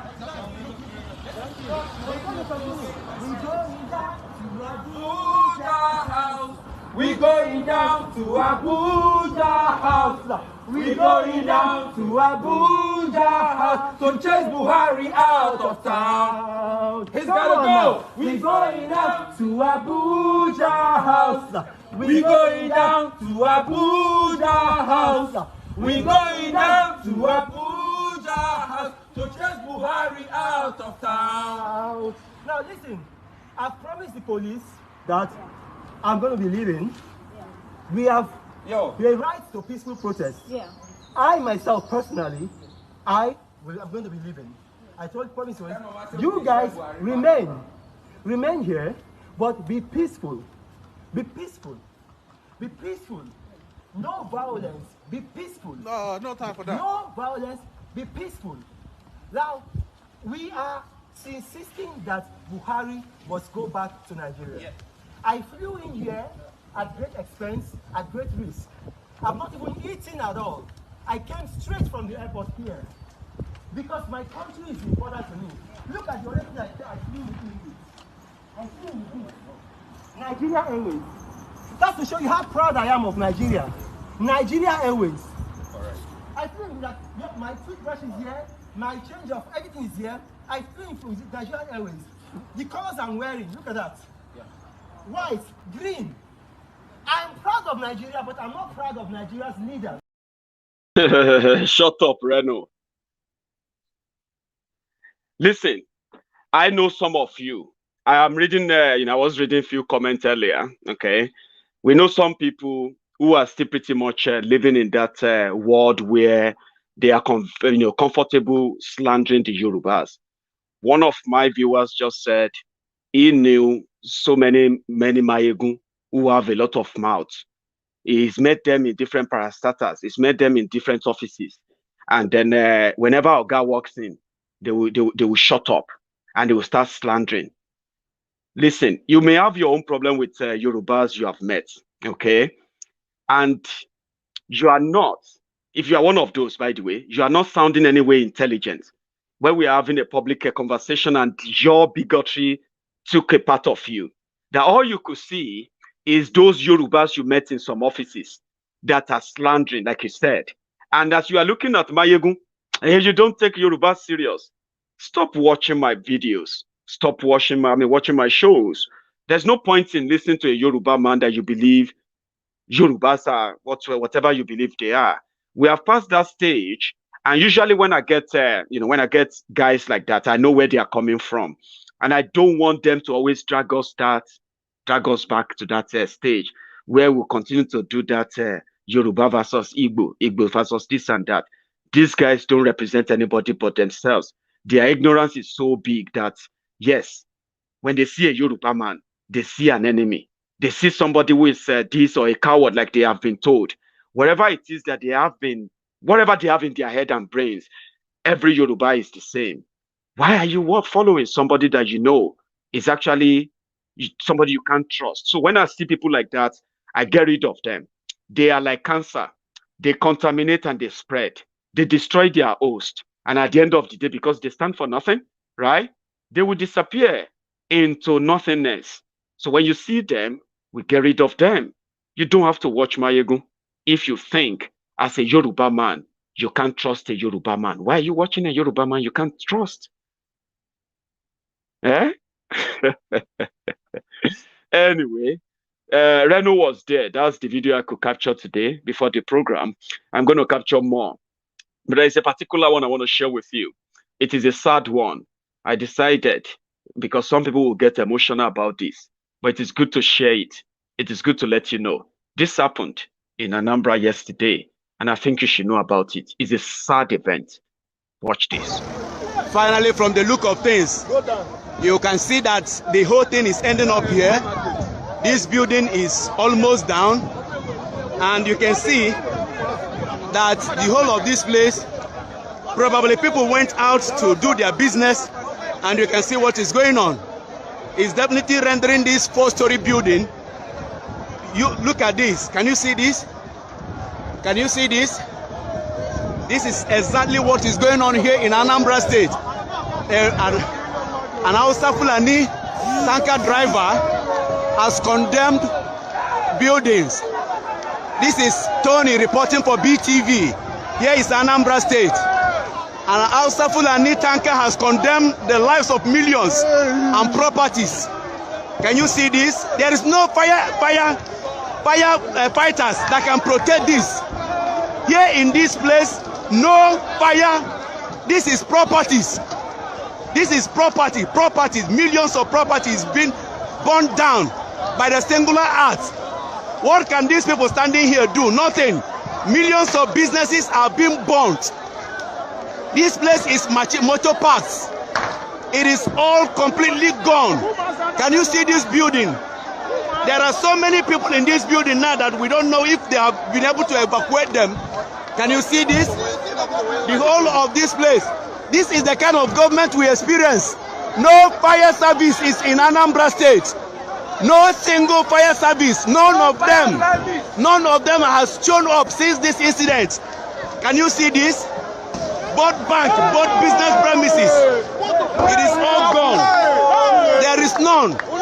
Can you see this? The whole of this building is down. 100% down. Is down. Do you see it? This is a business apartments. This is Tony reporting for BTV. Here is Anambra State.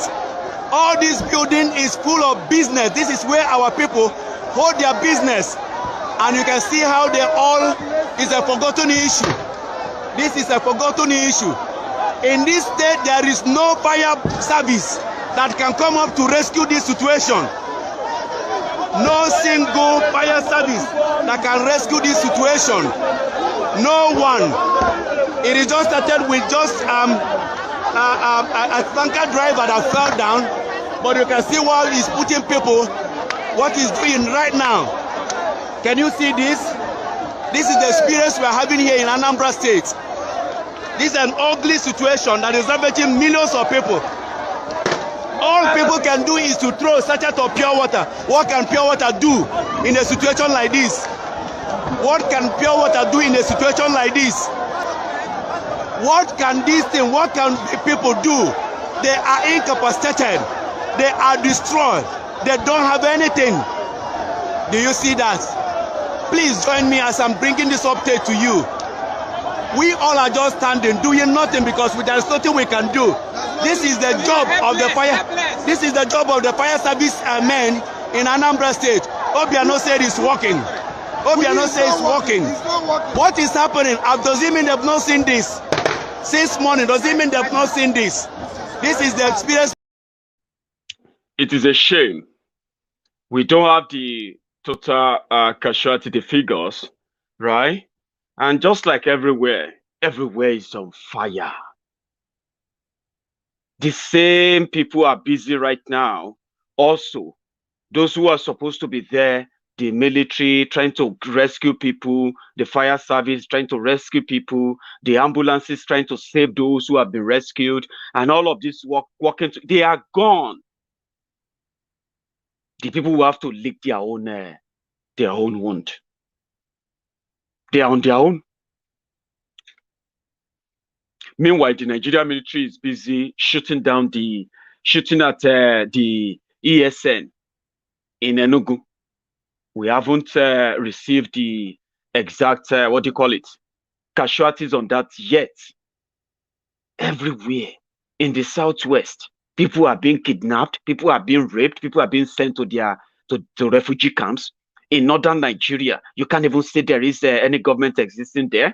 Bandits are being rewarded, compensated, and rehabilitated. They call them refugees. Those who are victims of terrorism, they are living in refugee camps where they have already been abandoned. Their children turned to beggars and all of that. I mean, where are those in charge of the country gone? Because there's no one in charge. So that is why the people of great mind should continue to demand that if they don't want to plunge Yoruba land into any crisis that is only going to be fueled by the selfish interests and selfish agenda of those who claim to be the political class in Yoruba land, to ignore all of this warning, ignore all of these dangers, continue to be politically correct. If they touch Sunday Igboho, if they allow what the Igbo governors are doing to the Biafrans right now, if they should do that to the Yorubas, there will be consequences. And the consequences will even cost them that 2023 they are all so eager about. It will start from Ekiti. Ekiti election, then to Osun election. When these two elections are unable to hold, when the political class see the uprising that will stop them, because election is more important to them than the safety of their people. When that gets to that level, maybe they will realize that the 2023 ambition they are talking about is already on the rock. I mean, it has already hit the rock. They just don't know yet. But we are not saying they are not going to push back without a fight. Of course, they are going to push back. They are going to use their money, use their power, do everything to push back. Of course. But does that mean that they are going to push back and win? We are going to wait and see that. If they think they will sacrifice Sunday Igboho and sacrifice Yoruba youth to fulfill their 2023 ambition, let us remind them there will be consequences.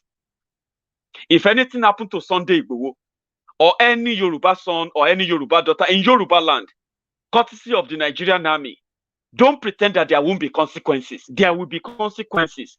And when that happens, nobody can control how far that will go. Let those who are currently agree that they should take Sunday Igboho out, shoot and killing. Tell them that Igbo governors, they agreed that Nnamdi Kanu should be killed, right? They failed. Today, that Nnamdi Kanu is now their what? He is now their nemesis. How far they can hold on and prevent Biafra from happening, we don't know. How long they can hold, nobody have a clue. How long would the people say, you know what? To hell with you. We have had enough. To hell with you. And they will overrun them. We don't know. If the Yoruba politicians agree and go ahead to kill Sunday Igboho or to attempt to kill Sunday Igboho, they should also be reminded there will be consequences, because Sunday Igboho is not the only Yoruba son who is really, really pissed. I mean, very, very, very angry with what the Yoruba leaders have brought upon Yoruba people in Nigeria. We submitted our sovereignty. They traded that for free money, free position, elective position, appointment, and billions. And they really think the people are going to live with that for long. Tell them to think again. And that's the only thing I can say. If you ask me, what do I have to advise and what do I have to add? It is just to tell them, don't touch Sunday Igboho. If you touch him, or you touch any of these young Yorubas, I am not saying that you're not going to do it. Of course you will do it. Try it. What I'm trying to tell you is that, have you also planned for the consequences of whatever you are planning? Maybe you have never thought about it. Well, the Igbo politicians who agree that the Nigerian army should kill the Nnamdi Kanu, and they continue to also order them to kill all the Biafrans. Do you know how long they are going to be able to do that? They don't know. Nnamdi Kanu didn't die. Now he has become the what? Their nemesis. Try that with Sunday Igboho, and let us see how you are going to handle the consequences of that. I was speaking to a very honorable member of Maiyegun's Diary Political, a new convert to Maiyegun's Diary Political, amazing platform of Temple of Truth, and he said, in fact, I was telling him, I said, listen, so many people who still believe in Nigeria today, they are believing in Nigeria because, one, they have not yet reached that stage where Nigeria they believe in, the one they see have in their heads and in their minds, Nigeria they claim to love. We will get to that reality soon. Give them time. They will realize that Nigeria is gone. That you are dreaming about it will not make it stay. It is gone. It is stolen. It is already gone. You never had it. You only had it in your head. But if you still believe that Nigeria will work, give them time. Many, many of you will still see that it won't work. And you will come back to now agree and say, well, I think the best thing is actually to demand for the self-determination, or in fact, let us break everything up. Give them time. You don't believe it will happen. You don't believe it is necessary. Don't worry. I told you, they have already democratized this insecurity. They've democratized this injustice. They've democratized poverty. Every tribe, every ethnic group, everyone from everywhere in Nigeria is affected by the misgovernance, the bad governance, the criminals' incompetence who are in charge of the destiny of millions. The resultant of that is that every part of that country is affected. Then the point is, the final question is, how long do you think they will hold people down? If they touch Sunday Igboho, you can take it from me. It will not be for long. The East is already boiling. By the time the West begins to boil, the middle belt begins to boil, trust me, many, many people will ask to break up Nigeria, because it will be about saving lives then. But for now, we are asking, let everybody talk about if they still want to be part of Nigeria or not. It is obvious that they don't want to be part of this same Nigeria. Let them have a chat about it. If you continue to hammer them, if you continue to hunt them down, if you continue to criminalize them, while they are also watching you pay terrorists, free terrorists, trust me, you will not be able to crush them. And if you think it's going to be that easy, go for it and wait for the consequences. John, my brother from Canada. I'm going to read your super sticker because you added super chat to it. Your super chat, and I'm going to read your super chat statement too. Eastern and Western regions, unite and use your strengths. That is education and innovation to develop yourselves. This is what the enemies never want to see.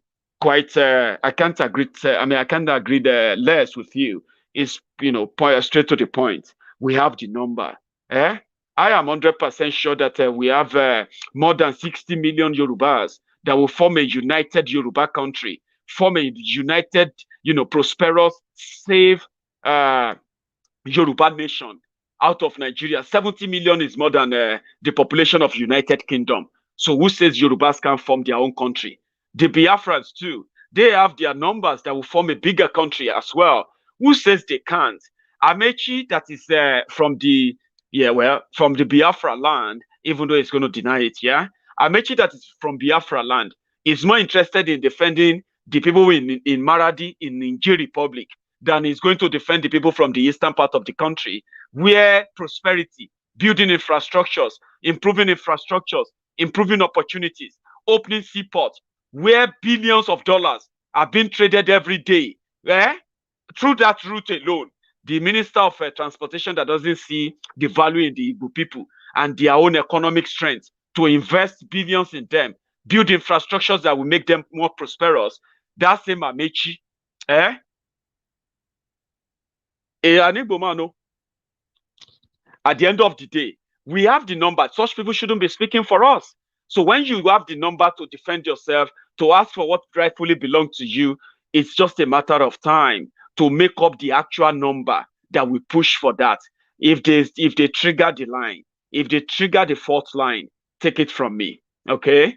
It is just going to be a matter of time. It will happen. John, thank you very much for that. This is where we're going to draw the curtain. And also, before you go, remember, we have about 2,300 of us watching Maiyegun right now. But at the end of the day, we only have about 700 of us who could say, well done, Maiyegun. You can leave the chat room for a second. And if you haven't subscribed to my channel as well, you can also do that just before you go.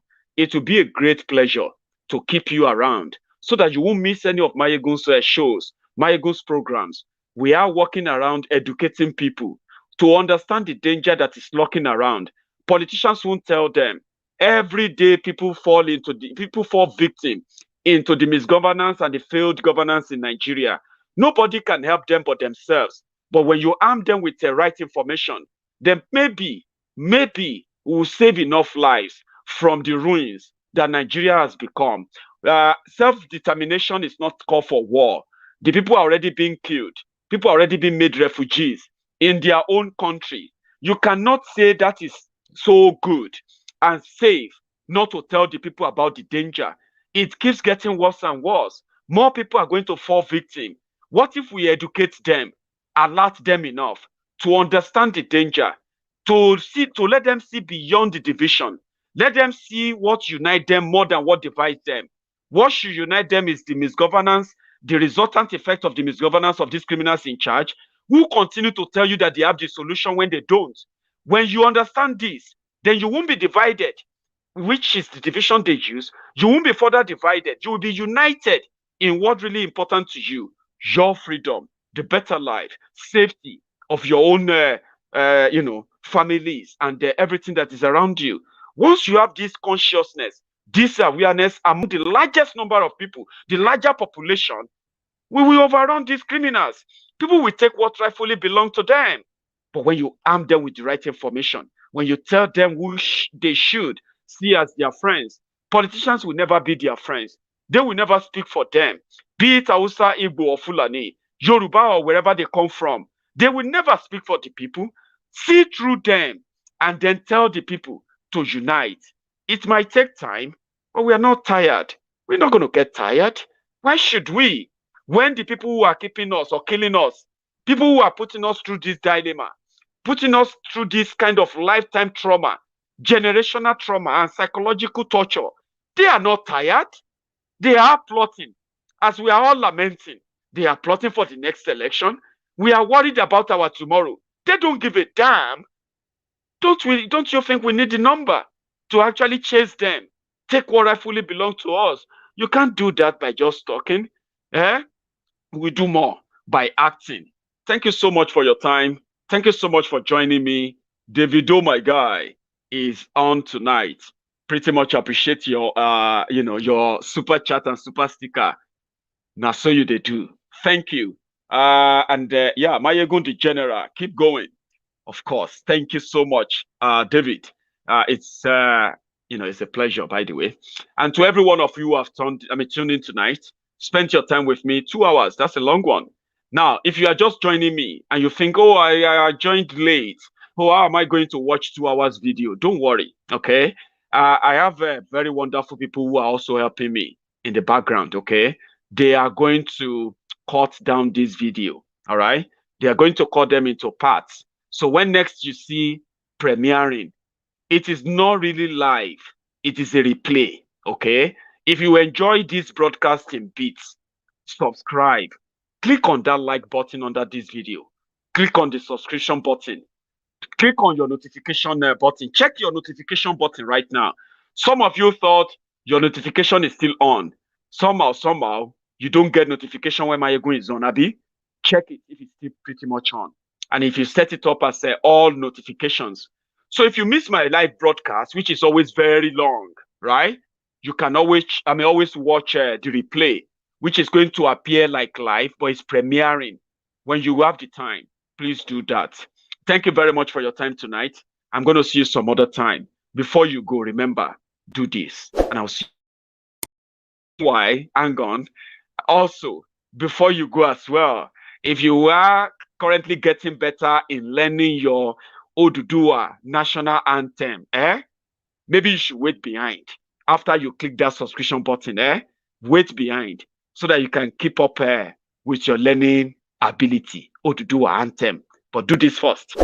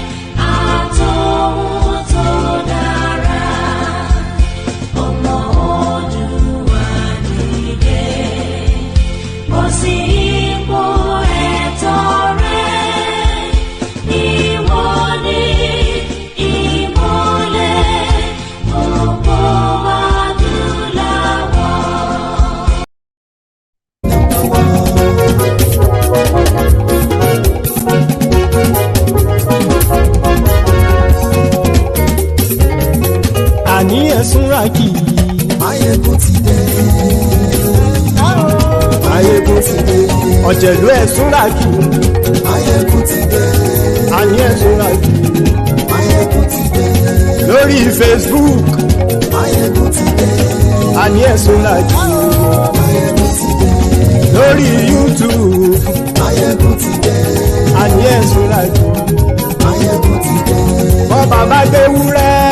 Maiyegun máa wí. Àní ẹ̀sùn ràkì. Maiyegun ti dé. Ijó ìgbádìyẹ. Àní ẹ̀sùn ràkì. Maiyegun ti dé.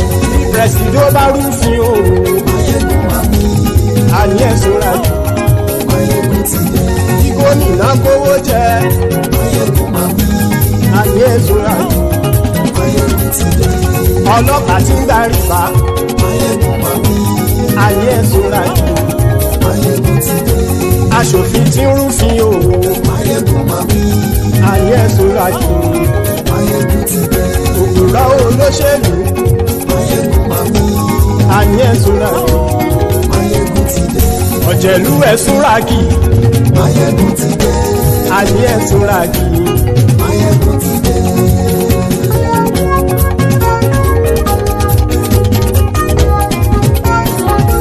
Maiyegun ti dé. Gbogbo ọ̀jẹ̀lú ẹ̀ súnraki. Maiyegun ti dé. Gbogbo ọ̀jẹ̀lú ẹ̀ súnraki. Ṣùgbọ́n ní bá ti ṣe èyí tó yẹ kí wọ́n ṣe, ọmọ bá dèrò ní fi wọ́n níran o. Maiyegun ti dé. Gbogbo ọ̀jẹ̀lú ẹ̀ súnraki. Maiyegun ti dé. Gbogbo ọ̀jẹ̀lú ẹ̀ súnraki. Ṣùgbọ́n ní bá ti ṣe èyí tó yẹ kí wọ́n ṣe, ọmọ bá dèrò ní fi wọ́n níran. Wọ́n fowó bẹ́ẹ̀ o, Maiyegun ó sọ pé wọ́n ò fẹ́ bẹ̀. Wọ́n fowó bẹ́ẹ̀, Maiyegun ó sọ pé wọ́n ò fẹ́ bẹ̀. Oníkanṣá ti ṣe èyí tó yẹ kí wọ́n ṣe fáwọn ará ìlú tó gbé wọn débẹ̀ o. Maiyegun ti dé. Gbogbo ọ̀jẹ̀lú ẹ̀ súnraki. Maiyegun ti dé. Gbogbo ọ̀jẹ̀lú ẹ̀ súnraki. Ṣùgbọ́n ní bá ti ṣe yìí tó yẹ kí wọ́n ṣe, ọmọ bá dẹ́rọ̀ ò ní fi wọ́n níran. Kì máa yí ṣe eré, ọ̀rọ̀ yìí kì í ṣe ẹ̀fẹ̀. Kì máa yí ṣe eré, ọ̀rọ̀ yìí kì í ṣe ẹ̀fẹ̀. Ẹni bá ti lè lẹ́bọ̀ lẹ́rù o, ọmọ bá dèrò kàṣà ìtú wọn síta. Maiyegun ti dé. Gbogbo ọ̀jẹ̀lú ẹ̀ súnraki. Maiyegun ti dé. Gbogbo ọ̀jẹ̀lú ẹ̀ súnraki. Ṣùgbọ́n ní bá ti ṣe yìí tó yẹ kí wọ́n ṣe, ọmọ bá dẹ́rọ̀ ò ní fi wọ́n níran. Tẹnitẹni ọmọ Maiyegun ọ̀rẹ́ ara ìlú mọ̀mọ́ ni mo fọlọ́run sọ ẹ̀ bá kìlẹ́bù. Lóòótọ́ olódodo ìlú ọ̀tá ìlú mọ̀mọ́ ni ìwọ ṣá máa ń ṣọ́ra kò sì mọ́ bẹ̀rù. Bọ́tà ń lé ibo níṣègùn lé káwọn mọ̀mọ́ fi ṣera wọn ni ó ti dẹrùn tí wọn ò gbọ́dọ̀ sì mọ́ bẹ̀. Èèpo ọ̀bọ lọmọ bá dérò tàjẹ́ ò gbọ́dọ̀ jẹ́, ó ti jọba lórí àbínú ẹni kò sì mọ́ fòyà. Àìsíwọ́lu ní ẹnìkẹ́ ìgbódì ẹyin lábàrá o, ó kó ẹni tó bá dán wò á kàmù. Maiyegun ti dé. Gbogbo ọ̀jẹ̀lú ẹ̀ súnraki. Maiyegun ti dé. Gbogbo ọ̀jẹ̀lú ẹ̀ súnraki o. Ẹni bá ti ṣe èyí tó yẹ kí wọ́n ṣe, ọmọ bá dèrò òní fi wọ́n níran o. Maiyegun ti dé. Gbogbo ọ̀jẹ̀lú ẹ̀ súnraki. Maiyegun ti dé. Gbogbo ọ̀jẹ̀lú ẹ̀ súnraki. Ṣùgbọ́n ní bá ti ṣe yìí tó yẹ kí wọ́n ṣe, ọmọ bá dẹ́rọ̀ ò ní fi wọ́n níran.